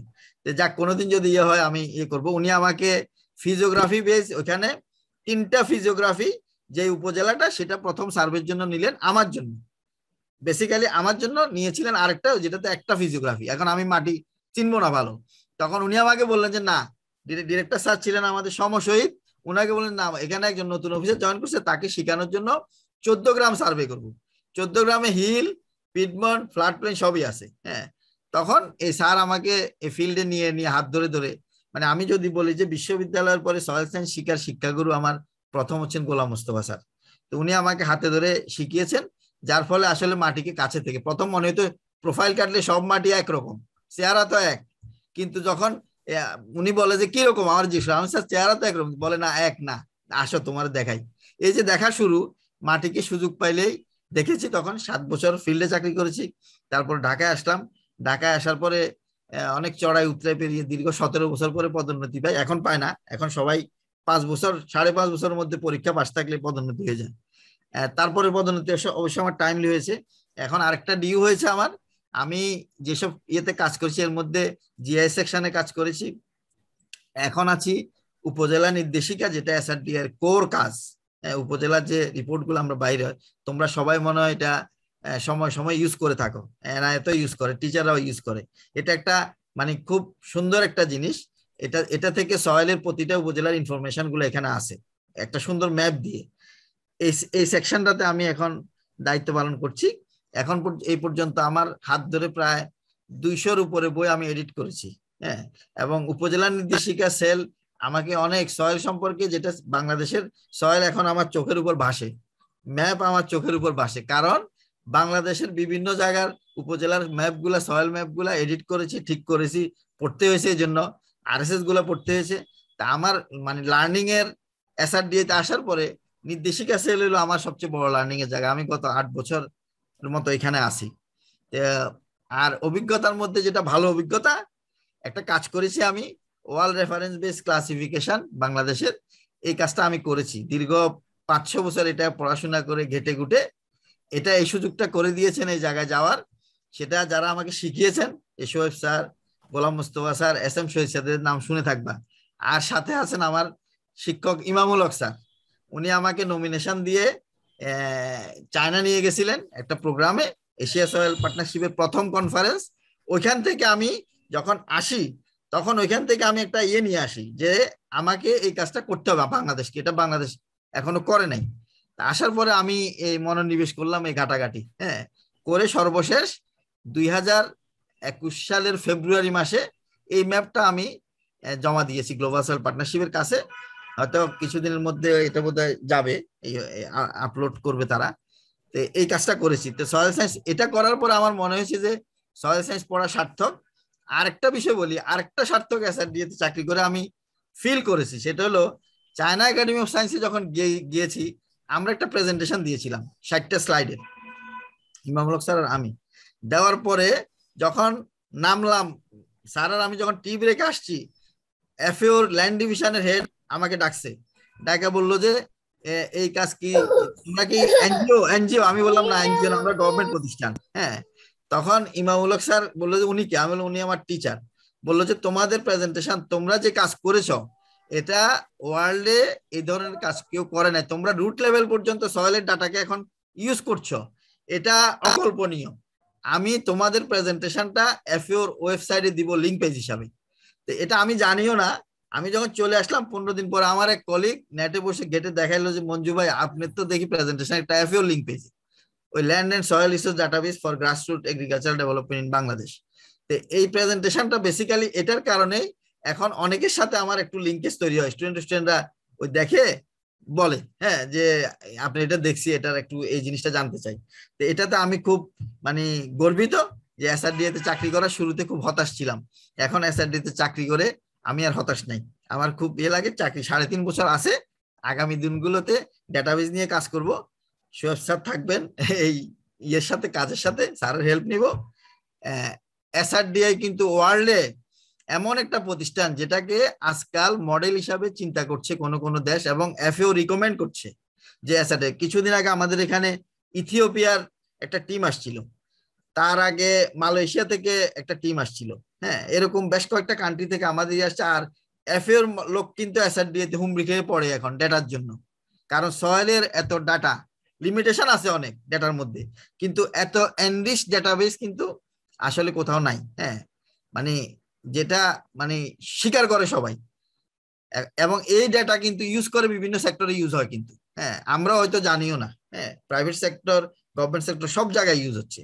তো তোমরা এসআরডিএ যদি সয়েল সায়েন্সে চাকরি করতে চাও, আমার বিশ্বাস, আমার মনে হয় এসআরডিএ চেয়ে টিচিং লাইন, রিসার্চ লাইন ওগুলা ওইসব চিন্তা না করে যদি সয়েল নিয়ে কাজ করতে হয়, এসআরডিএ এর মতো ভালো প্রতিষ্ঠান আমার দৃষ্টিতে নাই বাংলাদেশে।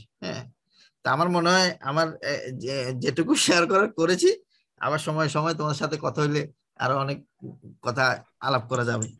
ধন্যবাদ স্যার। অনেক কিছু আমরা জানতে পারলাম স্যার। তো মোটামুটি আমরা প্রোগ্রামের শেষ পর্যায়ে আসছে।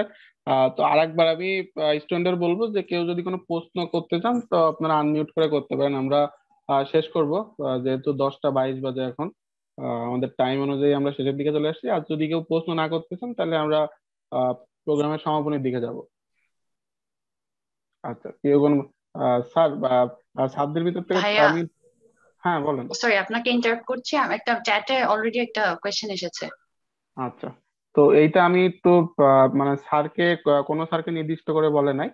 আমি মানে মঞ্জুরুল হক স্যারের কাছে যাব, যেহেতু জব সম্পর্কে স্যার বলতে স্যার যে বিসিএস এ তো কৃষি ক্যাডার আছে, আমরা যারা বিশ্ববিদ্যালয়ে অধিভুক্ত আছি সয়েল ডিপার্টমেন্টে, তারা কি কৃষি ক্যাডারে অ্যাপ্লাই করতে পারবে? হ্যাঁ, না পারার কোনো কারণ নাই। সয়েল সায়েন্স যদি থাকে ওখানে যেই কৃষি ক্যাডারের 3টা পার্ট আছে, 3টা পার্টের মধ্যে একটা পার্ট হলো কৃষি সম্প্রসারণ এক্সটেনশন, এটা অ্যাবসলিউটলি ফর বিএসি অনার্স যারা। এখানে সয়েল সায়েন্স ব্যাকগ্রাউন্ড, শুধু সয়েল সায়েন্স, বিএসি সার্টিফিকেট দাঁড়ি না যারা, তারা আবেদন করতে পারবে না। আর এসআরডিআই একটা পার্ট, মৃত্তিকা সম্পদ, এখানে সয়েল সায়েন্স এবং এগ্রিকালচার গ্রাজুয়েট সবাই অ্যাপ্লাই করতে পারবে। এই ক্ষেত্রে শিক্ষাগত যোগ্যতা হলো স্নাতকোত্তর প্রথম শ্রেণী, যদি প্রিলিমিনারি দিয়ে আসে, আমি জানি না এখন প্রিলিমিনারি বোধহয় নাই কোথাও, আর যদি অনার্স দিয়ে আসে তাহলে সেকেন্ড ক্লাস মাস্টার্স হইলে হবে। হ্যাঁ, তো এটা হচ্ছে এসআরডিএ তে। আর একটা সাইড আছে এগ্রিকালচার মার্কেটিং, এটাতে একসময় কমার্স ব্যাকগ্রাউন্ডও পারতে হবে, এগ্রি ইকোনমিক্সে পারতে, এখন এটা আবার শুধু এগ্রি ইকোনমিক্স করে দিছে। তো সয়েল সায়েন্সের যারা সয়েল সায়েন্স, শুধু সয়েল সায়েন্স, তাদের জন্য এসআরডিএ তে শিক্ষাগত যোগ্যতা লাগবে অনার্স মাস্টার্স দ্বিতীয় শ্রেণী, আর 5 কোর্স থেকে পড়াশোনা করলে মাস্টার্স প্রথম শ্রেণী লাগবে। এটা হচ্ছে যোগ্যতা। আর এগ্রিকালচার তো বিএসসি অনার্স থাকলেই হবে তাদের, যেহেতু 4 বছর।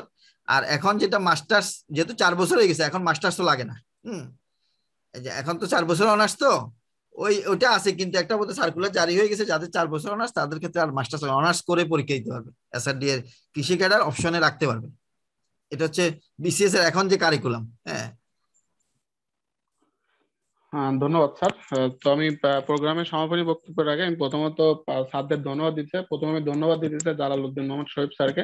স্যার সেই সন্ধ্যা 7টা থেকে আমাদের সাথে আছে প্রায় 3.5 ঘন্টা। তো এটার জন্য স্যারকে আমি স্পেশালি ধন্যবাদ দিচ্ছি, এবং ধন্যবাদ দিচ্ছি এনআইএস স্যারকে। রিসার্চ বেসড অনেক বিষয়ে আমাদের স্টুডেন্টকে এনরিচ করছে, এবং হচ্ছে এএফএম মঞ্জুরুল হক স্যারকে আমি ধন্যবাদ দিতে চাই, কারণ জব সেক্টর সম্পর্কে আমরা মোটামুটি একটা ধারণা পেয়েছি, প্লাস এসআরডি এর সয়েল মিউজিয়াম সম্পর্কে এবং স্যারের বর্ণাঢ্য কেরিয়ার সম্পর্কে। তো আমি সবাইকে আমার শ্রদ্ধেয় শিক্ষা মন্ডলীকে ধন্যবাদ দিয়ে আমি আজকে প্রোগ্রামের সমাপনী বক্তব্যের জন্য অনুরোধ করবো বাংলাদেশ সয়েল ক্লাবের ভাইস প্রেসিডেন্ট সাদিয়া জমিনুর সুচিকে।